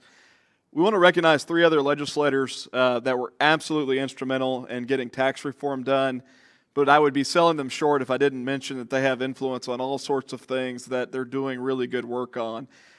So if Senator Josh Harkins is still here, he is still here. There you go. And I see him playing with Trey Lamar.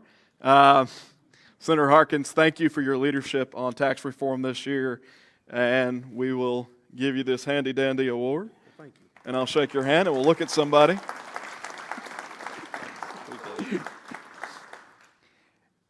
Since I already acknowledged Trey Lamar, Representative Trey Lamar is Chairman of Ways and Means, has done incredible work in the education space around tax reform.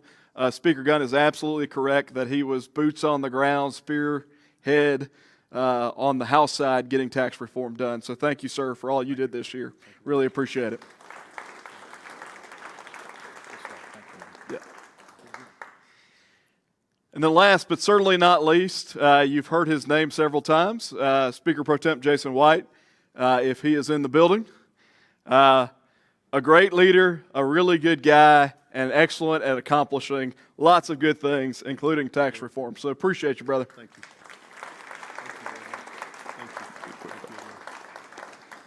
Thank you, man.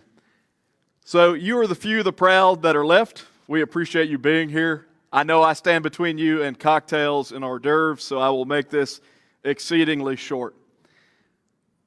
We are living in an era where things feel really negative and really hopeless at times. You look at the tragedy that unfolded in Uvalde, Texas, and the outcry on both sides of the political aisle in response to that. You think about how negative people are to people who don't think exactly like them. Things that happen on social media. I'm really mad at COVID because COVID took this away from us. COVID took human relationships away from us, and it reinforced a trend that said, if I'm on a computer, I can say whatever I want about whoever I want and not worry about the consequences, not worry about the impact I'm having on those people.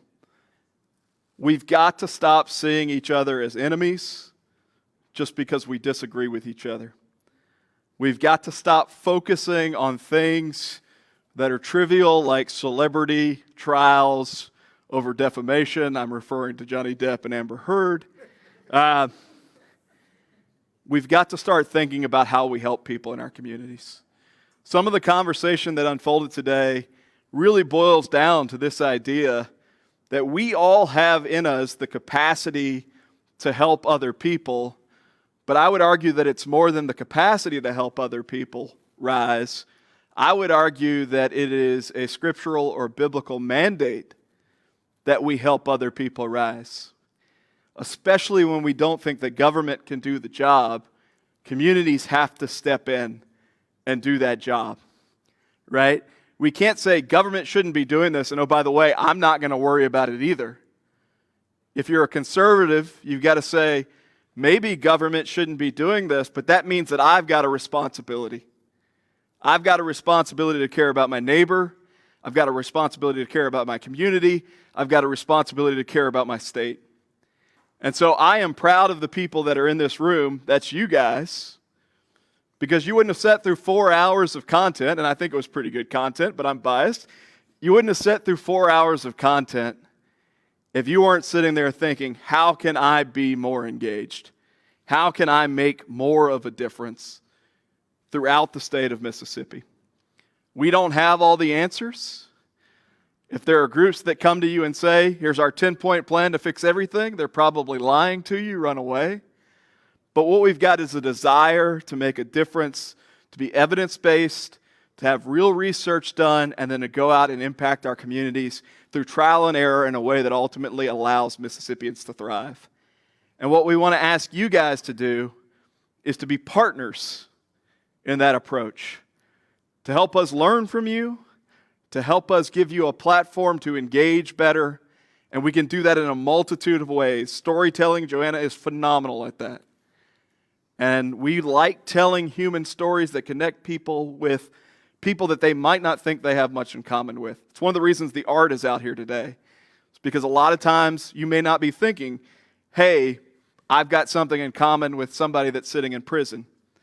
But the people who are sitting in prison have talents and ambitions and dreams no different than the people that are in this room. And so we want to be able to connect human stories. We want to be able to have people who are engaged in different industries or affected by different policies go to the Capitol with us. We want to have more people engaging the media. And all of those things are possible. It just takes you saying, you know what, I want to do something. And we've got plenty of opportunities for you to do that. I want to close with a simple thought. There is a sort of pervasive hopelessness that comes sometimes when you only look at the negative, when you only see the faults in other people, when you only see what's going wrong. But if you take the time to turn that off, if you take the time to listen to some of the people that were on the stage that are already doing good things, or meet some of the people in the audience that are already doing good things, what you recognize or come to realize fairly quickly is that hope shouldn't be lost, because there are people who still care, there are people who are still making a difference, and there's an opportunity to be a part of something bigger than yourself and accomplish something that will change the trajectory of the state of Mississippi. We are not helpless. We have the ability to chart our own course and our own destiny. There's a church in England that they started to build in 1200, the year 1200. And it wasn't finished until 700 years later. So the architect of that church had long since passed away, his kids, his grandkids, his great-grandkids, on and on. The first person who laid the first stone died, his kids, his grandkids, long gone before that church was ever finished. But they still designed the church, they still laid the first stone. We can't do it by ourselves. We may not see all the changes we want to see in our lifetime, but starting now, designing the plan, laying the stone is how we change Mississippi. So thanks to everybody for being here. We want you to be engaged with us. Please use the QR codes and all that fun stuff that we've got, and enjoy the reception. Thank you again.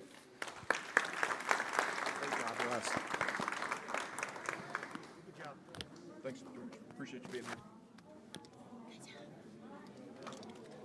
Too bad nobody was there. Everybody left as soon as